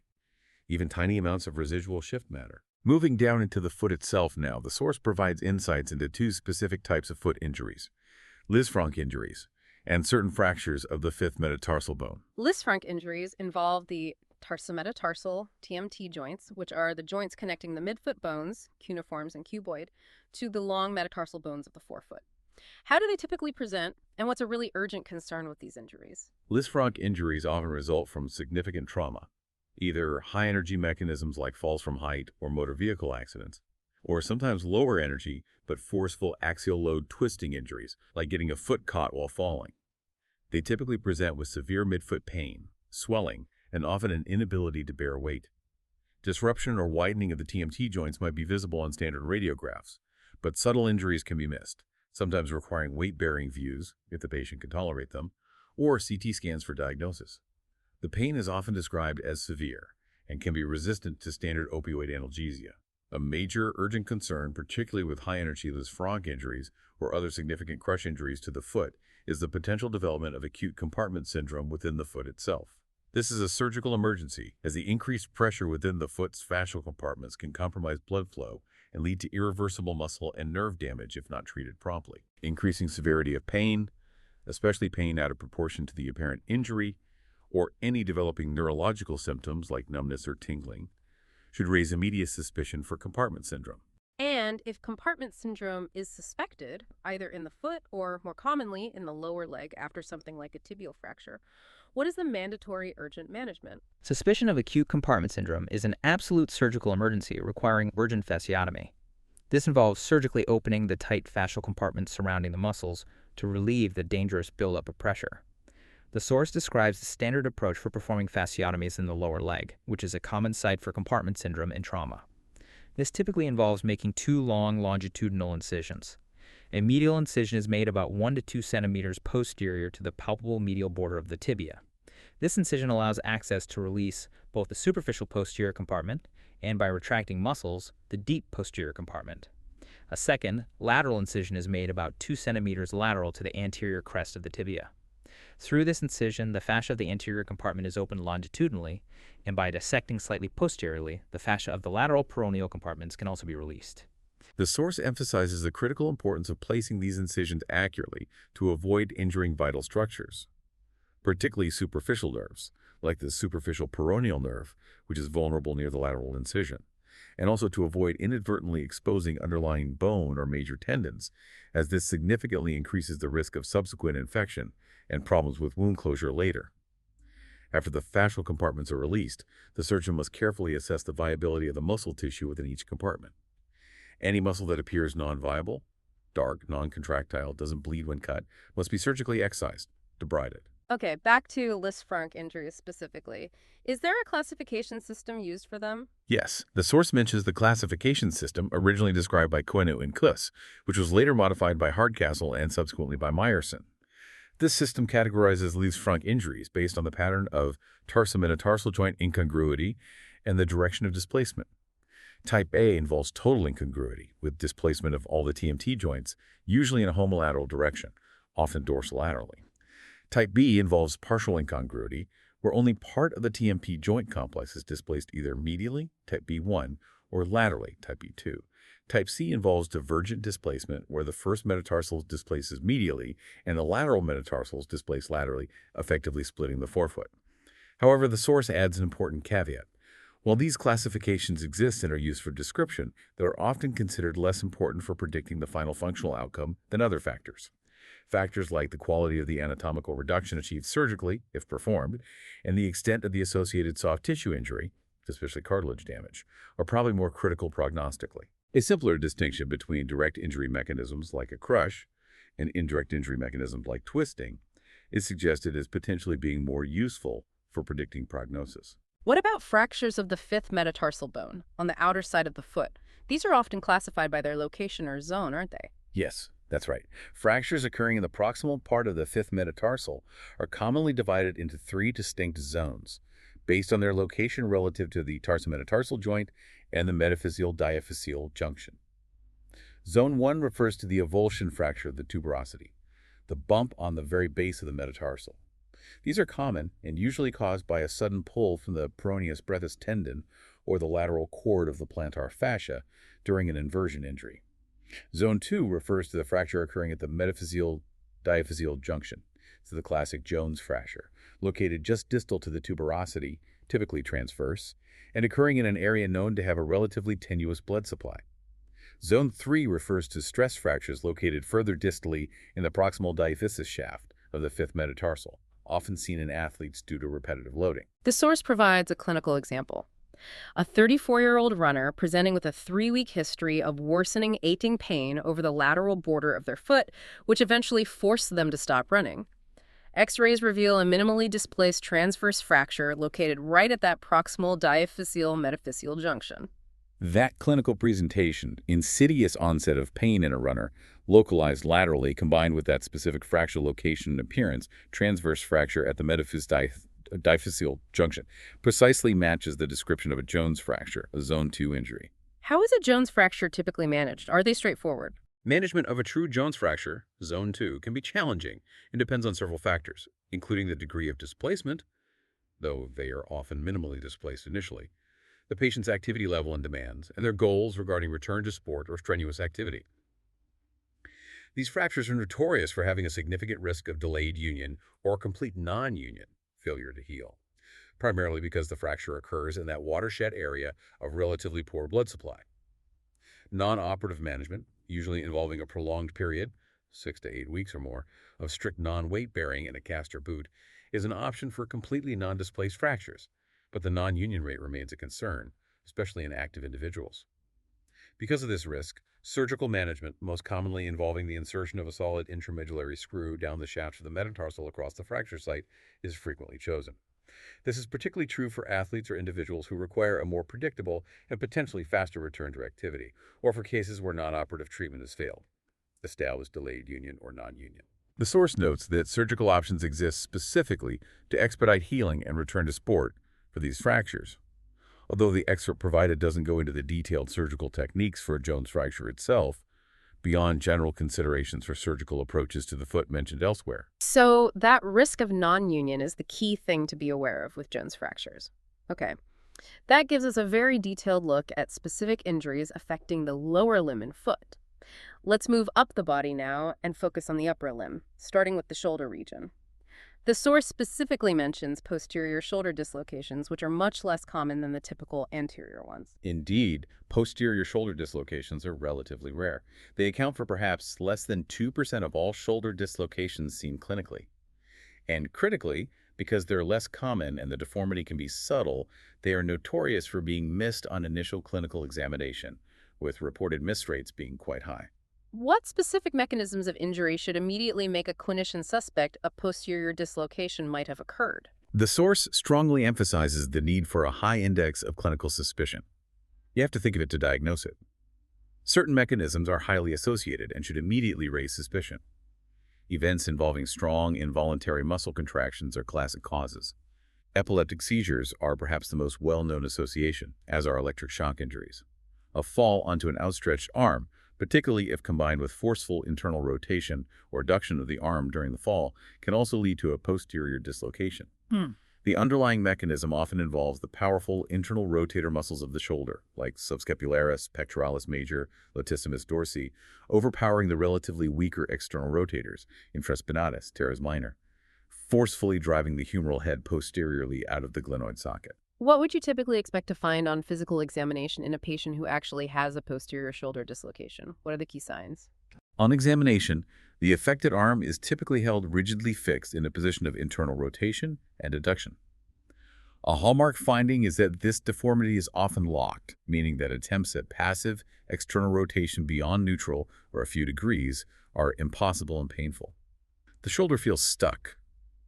The source mentions specific clinical tests that demonstrate this restriction, such as the Rowan-Zarins test, where the patient finds it impossible to actively supinate their forearm, turn the palm up, when their arm is held flexed forwards to 90 degrees, again, due to that block to external rotation at the shoulder. Visually, from the front, there might be an apparent flattening of the normal anterior shoulder contour and potentially increased prominence of the coracoid process. From the back, there might be noticeable fullness or prominence caused by the posteriorly displaced humeral head. Moving down from the shoulder to the elbow now, the source covers capitellar fractures, specifically in skeletally mature patients, adults. Right, these are fractures of the capitellum, which is the rounded lateral part of the distal humerus that articulates with the radial head. What's the typical mechanism for these in adults? In adults, these fractures most commonly result from a fall onto an outstretched hand, often with the elbow slightly flexed at the moment of impact. The force is transmitted axially up the forearm through the radius, causing the radial head to impact forcefully against the capitellum, shearing off a fragment of bone and cartilage. Is there a standard way to classify these capitellar fractures? The source mentions a couple of classification systems. One is the Milk classification, which is based on the relationship of the fracture line to the trochlear groove separating the capitellum from the trochlea medially. Mill type I fractures pass through the capitellum but stay lateral to the trochlear groove, while type 2 fractures involve a fragment that extends medially into or across the trochlear groove, potentially involving the trochlea as well. Another system mentioned, which is perhaps more clinically applicable for guiding treatment, is based on the degree of displacement and stability of the fragment. Type 1 is stable and non-displaced or absolutely minimally displaced, less than 2 millimeter. Type 2 is minimally displaced, maybe 2-3 millimeters, but potentially hinged posteriorly or unstable. And type 3 is significantly displaced, often more than 4 millimeters, and frequently rotated, representing a clearly unstable intra-articular fracture. How is the management strategy guided by this displacement and stability? Management principles depend significantly on that degree of displacement and stability. Non-operative treatment, involving perhaps just a brief period of immobilization followed by early range of motion, is generally considered suitable only for truly non-displaced or absolutely minimally displaced type 3 fractures, typically less than 2 millimeter displacement.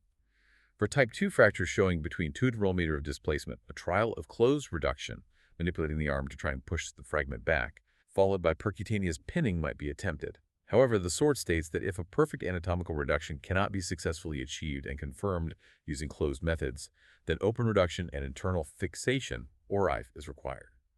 ORIF is definitively indicated for type 2 fractures that are displaced more than 2-3 millimeters, and for essentially all type 3 fractures, as these are inherently unstable intra-articular fractures. The goal of ORIF is to achieve perfect anatomical reduction of the articular surface and provide stable internal fixation, which is often achieved using small, headless compression screws buried just below the cartilage surface to allow early motion. What are the potential complications associated with capitellar fractures and their management, particularly after surgery? Potential short and long-term complications can occur. Non-union, failure of the fracture to heal after ORFS are reported, with rates sometimes cited between 1–10% of cases. Heterotopic ossification, which is that abnormal formation of bone in the soft tissues around the elbow joint, is a known risk after elbow trauma and surgery, and it can lead to significant stiffness and loss of motion.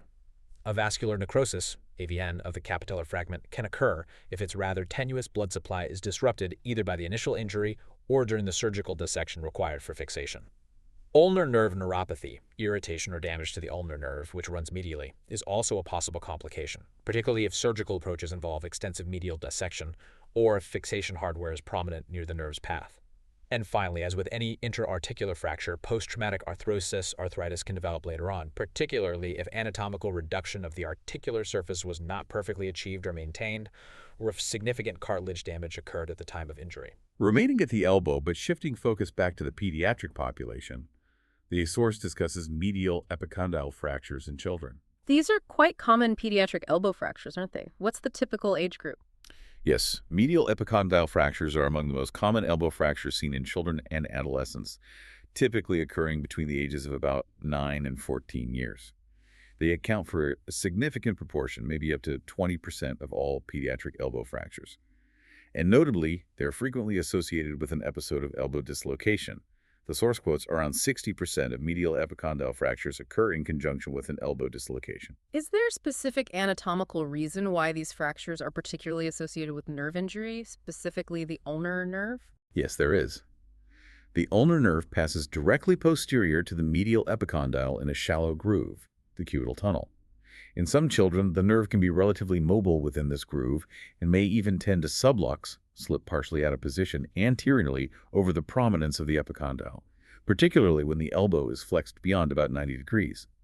This close anatomical relationship makes the ulnar nerve highly vulnerable to injury, either directly at the time of the fracture or dislocation, by stretching or contusion, or sometimes during surgical manipulation if surgery is required. What's a key clinical sign that might indicate the fracture fragment itself is causing a significant problem and likely necessitates surgical intervention? A crucial clinical finding that strongly suggests a problem requiring intervention is if the avulsed medial epicondyle fracture fragment becomes physically incarcerated or trapped within the elbow joint itself, between the humerus and the ulna.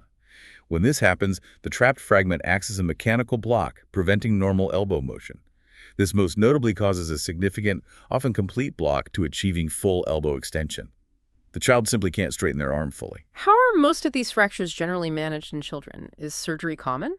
The source states that the majority of medial epicondyle fractures in children are actually managed non-surgically. This typically involves immobilizing the elbow in a long arm cast, usually with the elbow flexed to around 90 degrees for approximately 4 weeks. This approach is primarily used for fractures that are non-displaced or only minimally displaced. The threshold often cited is less than 5 millimeters of displacement. However, clear surgical indications do exist, and they are often categorized as either absolute or relative indications. Absolute indications for surgery would include an open fracture, where the bone has broken through the skin, or, importantly, if that fracture fragment is found to be incarcerated within the joint, causing that block to motion. Relative indications where surgery might be considered more strongly include documented ulnar nerve dysfunction that develops after the injury, suggesting nerve entrapment or irritation, significant valgus instability of the elbow noted on examination after the injury, or sometimes in high-level throwing athletes or those involved in high-demand upper extremity activities where precise anatomical reduction and stability are felt to be particularly important. The source also mentions there is some controversy surrounding the management of these specific fractures. Yes. The source briefly notes that there is ongoing controversy and debate within the orthopedic literature regarding the optimal management strategies for medial epicondyle fractures. This controversy particularly revolves around the precise thresholds for surgical intervention, based purely on the amount of fracture displacement in otherwise uncomplicated cases. For example, no incarceration, no nerve issues. Different surgeons may have slightly different thresholds for recommending surgery based on displacement alone. However, the provided text does not elaborate on the specific details or arguments within this ongoing debate. Okay, so we'll just note that it remains an area where opinions might differ slightly. How about another common pediatric elbow injury? Radial neck fractures, fractures occurring just below the radial head. There's a specific classification mentioned for these? Yes, the Judith classification is commonly used for grading pediatric radial neck fractures. It primarily categorizes them based on the degree of angulation and translation, sideways displacement, of the proximal radial head fragment relative to the main radial shaft. Grade 4 is essentially undisplaced. Grade 2 involves angulation of less than 30 degrees and/or translation of less than 50% of the shaft width. Grade 3 involves more significant displacement with angulation between 30 and 60 degrees and/or translation between 50% and 100% of the shaft width.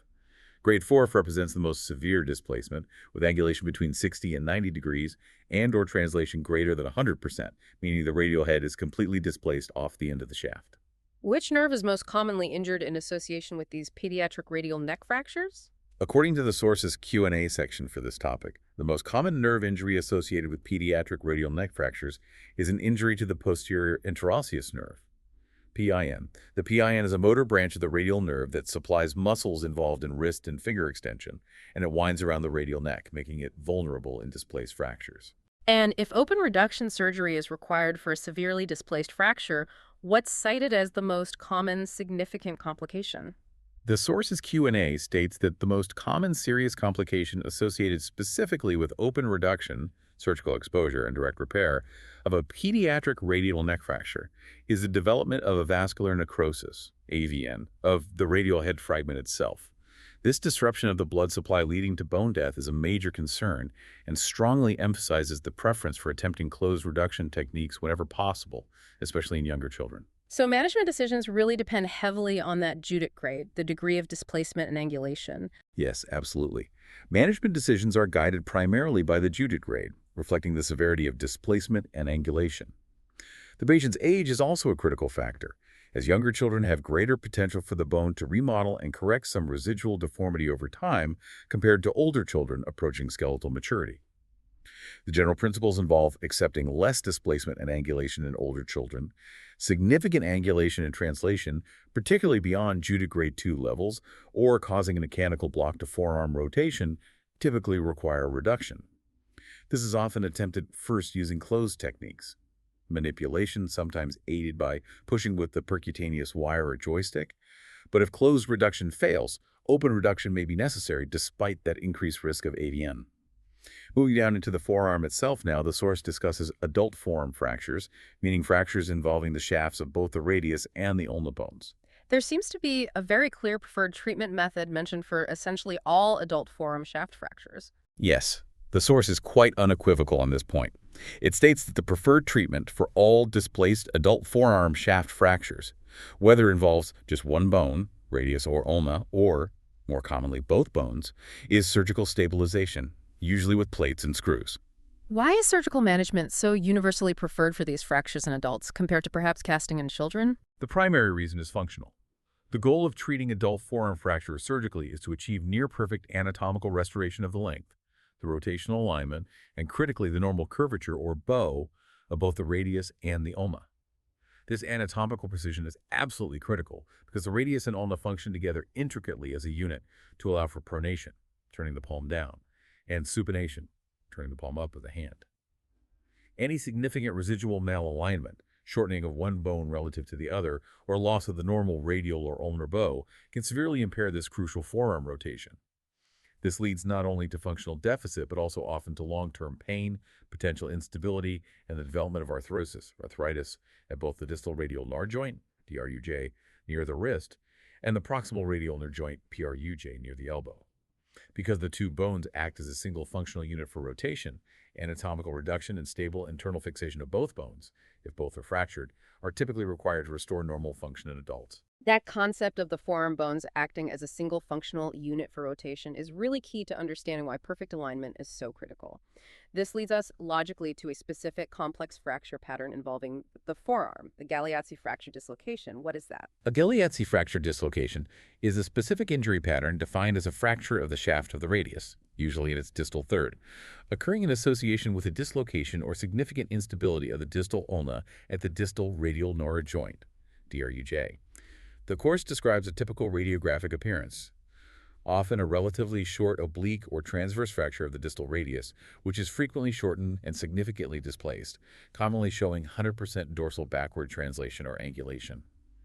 This radius fracture is then coupled with an associated dorsal dislocation of the distal end of the ulna from its normal articulation with the radius at the DRUJ. There is also a likely disruption of the ulnocarpal ligaments connecting the ulna to the wrist bones.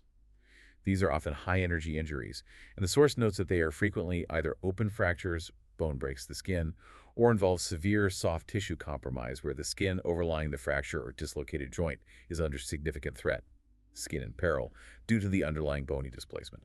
What specific anatomical structures are typically injured in a Galeazzi fracture dislocation, besides the obvious radius fracture? Beyond the fracture of the distal radius and the dislocation of the distal ulna at the DRUJ, the list of typically injured structures, as per the source, is quite significant. It includes the crucial stabilizing ligaments of the DRUJ itself, most notably the triangular fibrocartilage complex, TFCC, which is the primary soft tissue stabilizer of the joint. The interosseous membrane, which is that broad fibrous sheet connecting the radius and ulna along their entire lengths, is also typically ruptured, usually more proximally towards the elbow. This membrane acts as a primary longitudinal stabilizer of the forearm, transmitting load between the bones and preventing proximal migration of the radius. The ulnocarpal ligaments are also likely to be injured due to the ulnar displacement. Given the significant energy often involved and the typical displacement, the median nerve, which runs volar on the palm side to the distal radius fracture site, may also be compromised, stretched, or contused, which adds significant urgency to the management. How is this complex injury managed urgently? What are the priorities? Due to the high energy involved, the frequent potential for open injury or skin compromise, and the risk to the median nerve, a Galeazzi fracture dislocation mandates urgent assessment and prompt management. The absolute priority is urgent reduction of the fracture displacement and surgical stabilization of the radius fracture itself. Achieving anatomical length, alignment, and rotation of the radius is paramount. The associated soft tissue injury must also be carefully assessed and addressed. For example, debridement if open, careful handling. Crucially, the stability of the DRUJ must be formally assessed after stable fixation of the radius fracture has been achieved. Often, once the radius's length and anatomical alignment are restored by plating, the DRUJ will spontaneously reduce or become stable. How do you actually assess the stability of the DRUJ intraoperatively after fixing the radius? Intraoperatively, once the radius plate is applied and secured, the stability of the DRUJ can be assessed both clinically and radiographically. Clinically, the surgeon will gently rotate the patient's forearm through a full arc of pronation and supination while carefully palpating the distal ulna to feel for any excessive movement, clicking, or subluxation relative to the fixed radius. This clinical assessment is usually confirmed under intraoperative fluoroscopy, live X-ray imaging, to visually check the anatomical alignment and congruency of the radius and ulna at the DRUJ throughout the range of forearm rotation. Any persistent widening or subluxation indicates ongoing instability. Okay, and if, after achieving rigid and anatomical fixation of the radius fracture, the DRUJ still remains clearly unstable during that assessment, what are the surgical options then? If, despite restoring the length and alignment of the radius perfectly, the distal ulna continues to be unstable at the DRUJ during testing, the source indicates that further steps are needed to stabilize the joint itself. This is typically achieved by temporarily pinning the DRUJ with smooth K-wires. Usually, 1 or 2 wires are passed from the ulna across the DRUJ into the distal radius, holding the joint reduced in a specific position, often neutral rotation or slight supination, while the injured ligamentous structures, like the TFCC, are allowed to heal. These pins are typically removed several weeks later. What are the potential long-term consequences if the radius fracture isn't reduced anatomically, or if that DRUJ instability is missed or remains untreated? The consequences of significant malreduction of the radius fracture, particularly loss of length or rotational deformity, or continued instability of the DRUJ following a Galeazzi injury, can be quite significant and long-lasting. They commonly include chronic pain, particularly located over the ulnar side of the wrist. Persistent instability of the distal ulna can lead to symptoms like painful clicking, snapping, or a feeling of weakness during gripping or rotation. And ultimately, the abnormal loading and wear resulting from the instability can lead to the development of post-traumatic arthrosis, degenerative arthritis at the DRUJ. Are there salvage options available for patients who develop these chronic problems later on? Yes, the source lists several established surgical salvage options for dealing with chronic pain, instability, or arthritis at the DRUJ that can result as sequelae of a poorly managed or complicated Galeazzi injury. These procedures include things like attempting reconstruction of the triangular fibrocartilage complex, TFCC, if it's torn but salvageable. Resection of the distal end of the ulna, sometimes called the Darac procedure, can relieve impingement pain but may lead to instability. The Suave-Kapanji procedure involves fusing the DRUJ itself, but creating a pseudoarthrosis, a false joint, by resecting a segment of the ulna just proximal to the fusion, aiming to preserve forearm rotation. Direct fusion of the DRUJ is another option, but obviously sacrifices forearm rotation. Arthroplasty, joint replacement of DRUJ, is mentioned but considered technically challenging and perhaps unlikely to be successful in the acute setting due to the often significant associated soft tissue instability. Now let's turn our attention to perhaps the most common fracture encountered in the entire upper limb, the distal radius fracture occurring near the wrist. We already touched upon the complications specifically related to using volar locking plates for fixing these fractures. Yes, we discussed this earlier in the biomechanics section when comparing conventional and locking plates, but it's highly relevant here, as volar locking plates have become an extremely common method for fixing displaced distal radius fractures. As mentioned then, despite their clear advantages in many situations, especially osteoporotic bone, They are associated with a not insignificant complication rate. The source again quotes figures from the literature ranging anywhere from 4% up to 30% in various reported series. The specific complications highlighted again in this context include injury to the median nerve, which lies directly volar to the plate, susceptible to direct injury, compression from swelling or hematoma or later irritation, the development of complex regional pain syndrome, CRPS, and tendon problems. Tendon ruptures are a particular concern. The extensor pollicis longus, EPL tendon on the dorsal backside of the wrist, is notorious for rupturing due to irritation from prominent screw tips or dorsal cortical breach. And the flexor pollicis longus, FPL tendon on the volar palm side, can rupture due to irritation from a plate placed too prominently or too far radially. Other issues include intra-articular placement of the distal screws, penetrating the wrist joint, and even late collapse or loss of fracture reduction, despite the apparent stability of the locking construct. And what specific technical strategies does the source recommend surgeons employ to try and minimize these known complications when they are using volar locking plates for distal radius fixation? The source provides several key technical points aimed directly at minimizing these risks. To minimize the risk of EPL rupture dorsally, it is absolutely essential to ensure that the drill bit or the tips of the distal locking screws do not penetrate or breach the dorsal cortex of the radius. Careful drilling technique and accurate screw length measurement are vital. Using smooth, blunt-tipped locking pegs rather than longer, sharp-tipped threaded screws in the most distal row of the plate might be preferable in some cases, as these may be less likely to irritate the EPL tendon if they are close to the dorsal cortex. Obtaining an intraoperative axial view radiograph looking down the line of the wrist is considered crucial for accurately checking the length of all distal screws and confirming that none have inadvertently breached the dorsal cortex or entered the wrist joint. To prevent FPL rupture volarly, which is often caused by plate prominence rubbing on the tendon, the plate must be positioned correctly on the volar surface of the distal radius. Specifically, it should not extend too far radially beyond the anatomical watershed line, a ridge on the radius where the blood supply to the FPL tendon sheath is thought to be more vulnerable, and plate prominence here is risky. Nor should it sit too proud or too far volarly, where it can directly impinge on and fray the FPL tendon during wrist flexion. Careful anatomical plate placement respecting these boundaries is key. The source also briefly mentions the use of external fixation as another option for managing distal radius fractures. Yes, the source acknowledges that external fixation using pins inserted into the bone above and below the fracture, connected by an external frame, is another established method used for managing certain types of distal radius fractures, particularly perhaps very comminuted or open injuries. It refers to external fixation as an area with existing literature and ongoing discussion regarding its specific indications and outcomes compared to internal fixation with plates. However, the provided excerpts do not delve into the specific details of that evidence or the pros and cons of external fixation versus plating for distal radius fractures. Okay. And finally, on distal radius fixation, the source presents a scenario involving a high-energy, severely comminuted distal radius fracture that is being treated with an external fixator, and it asks about ways to potentially increase the rigidity or stability of that external fixator construct itself. Right. For a severely comminuted fracture being managed with an external fixator, sometimes increasing the rigidity of the frame itself can help maintain the reduction and prevent collapse. The source lists several biomechanical principles that can be applied to achieve this. You can increase the number of pins used in the bone fragments, for example, using 3 pins per fragment instead of 2. You can increase the diameter of the pins themselves. Thicker pins are stiffer. You can increase the diameter of the carbon fiber or metal connecting bars used in the frame.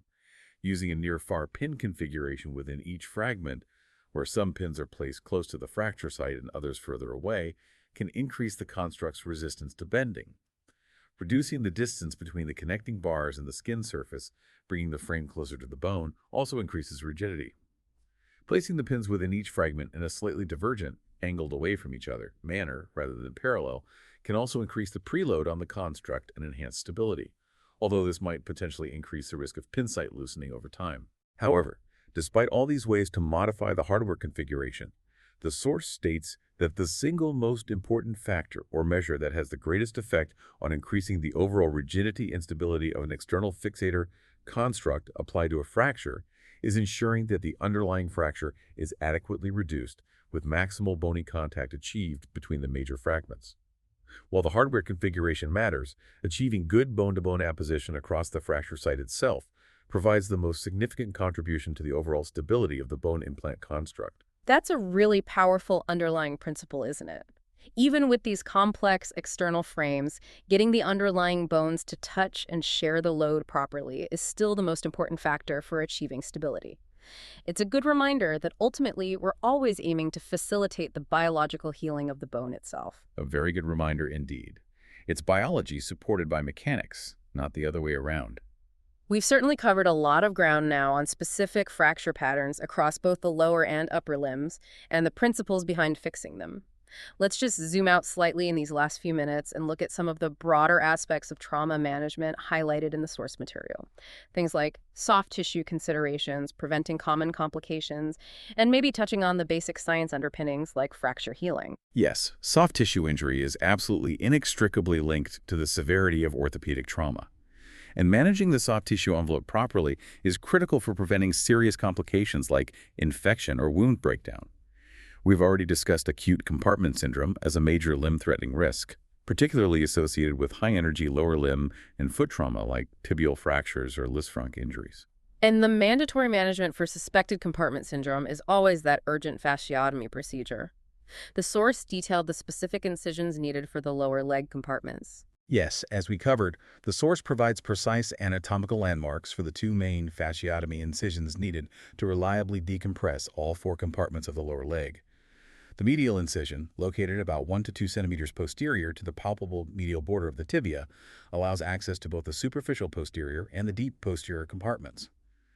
The lateral incision, situated about 2 centimeter lateral to the anterior tibial crest, allows access to the anterior compartment and, by dissecting posteriorly, the lateral peroneal compartments. The source strongly emphasizes that accurate placement of these incisions is critical not only for ensuring effective decompression, but also for avoiding iatrogenic injury to vital structures like the superficial peroneal nerve laterally, and importantly, to prevent unnecessary exposure of the underlying tibia or fibula bone or major tendons, as leaving these structures exposed significantly increases the risk of subsequent infection and major problems with achieving wound closure later on. And after the fascia is released, the surgeon must meticulously assess the viability of the muscle tissue within each compartment. Any non-viable, dusky, non-contractile muscle must be rigorously debrided, surgically removed. The source also references specific national guidelines for managing severe open fractures, those injuries where the broken bone actually communicates with the outside environment through a wound. Yes, for managing severe open lower limb fractures, the source specifically mentions and aligns its principles with the British Orthopaedic Association Standards for Trauma, BOST, Guidance Number 4. This BOST guideline provides a framework and key principles for the initial assessment, urgent surgical debridement, appropriate antibiotic administration, fracture stabilization techniques, and planning the subsequent complex management pathway for these high-risk injuries, which often involves multidisciplinary collaboration with plastic surgeons for soft tissue coverage. Prevention of complications is obviously a huge aspect of modern trauma care. The source specifically covers the prevention of venous thromboembolism, VTE, blood clots. Yes, the source confirms, as is well known, that patients sustaining significant orthopedic trauma, particularly major lower limb fractures or pelvic injuries, or those requiring prolonged immobilization or major surgery, are at a significantly increased risk of developing deep vein thrombosis, DVT, in the legs or pelvis, and potentially pulmonary embolism, PE, if those clots travel to the lungs. This combination is known as VTE. Low molecular weight heparin, LMWH, given by injection, is mentioned as a very commonly used pharmacological agent for chemoprophylaxis medication given specifically to reduce this risk of VTE. And there is a rare but potentially very serious, even fatal complication associated with using heparin that the source specifically highlights. That would be heparin-induced thrombocytopenia, or HIT. This is a serious, paradoxical, immune-mediated complication that can occur in patients receiving any form of heparin, either the older unfractionated heparin or the newer LMWH. It typically develops 5 or more days after starting heparin therapy, although it can occur much sooner, rapid onset HIT, if the patient has had significant exposure to heparin within the previous few months. The incidence is generally estimated to be lower with LMWH, perhaps around 1%, compared to unfractionated heparin, maybe closer to 5%. HIT causes a significant drop in the patient's platelet count, thrombocytopenia. But paradoxically, it massively increases the risk of forming new blood clots, thrombosis, throughout the body, which can be devastating. The source also notes that even asymptomatic thrombocytopenia, a drop in platelet count to less than 50% of the baseline value without obvious thrombosis, occurs in a notable percentage of patients receiving LMWH after major procedures like lower limb arthroplasty, cited as 5–10%. This highlights the importance of monitoring platelet counts even if HIT itself is relatively rare. How is the risk of HIT managed or minimized in practice? What should clinicians do? Minimizing the risk involves primarily having a high index of suspicion in any patient receiving heparin who develops a falling platelet count, particularly if it drops significantly, if I'm sampled by 50% from day 5 onwards, or if they develop unexpected new thrombosis while on heparin. Routine monitoring of platelet counts in patients receiving therapeutic heparin or prolonged prophylactic heparin is therefore important. If HIT is clinically suspected based on the timing, the degree of platelet drop, and especially if associated with new thrombosis, heparin in all forms must be stopped immediately. Anticoagulation is still required because of the high thrombotic risk, so alternative non-heparin anticoagulants must be started urgently. The source references agents like danopiroid or lepirudin, a direct thrombin inhibitor, as examples of alternatives that might be used in this critical situation. Fondaparinux is another common alternative used now. And this approach to VTE prevention aligns with broader national guidelines, presumably. Yes, the source mentions and implicitly refers to established national guidelines, specifically referencing NICE, the National Institute for Health and Care Excellence, guidance documents CG92 and QS3.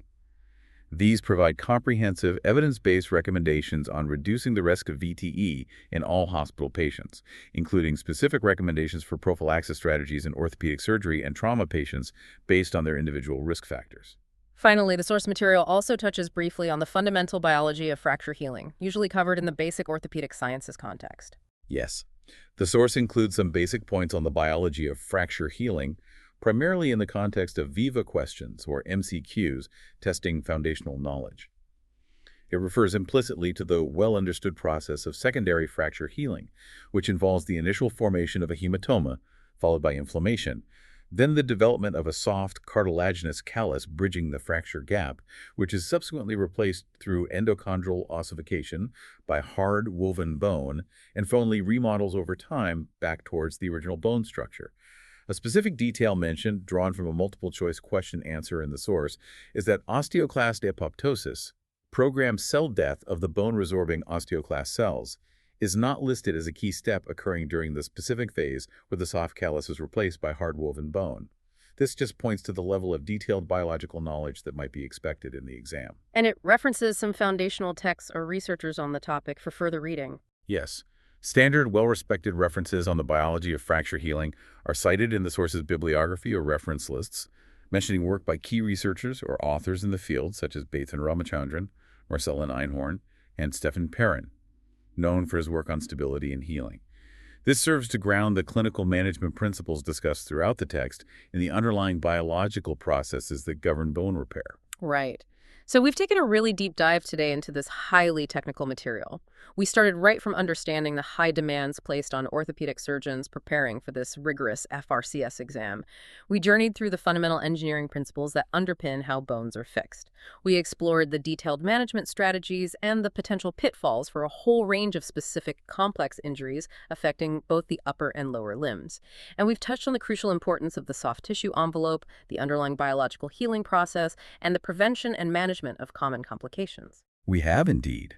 We've tried to extract key insights into the critical decision-making processes involved, the necessary integration of both biomechanical and biological understanding, and highlighted some of the specific knowledge points and evidence that differentiate real expertise in orthopedic trauma surgery, all drawn directly from this specialist resource designed for those aiming for consultancy.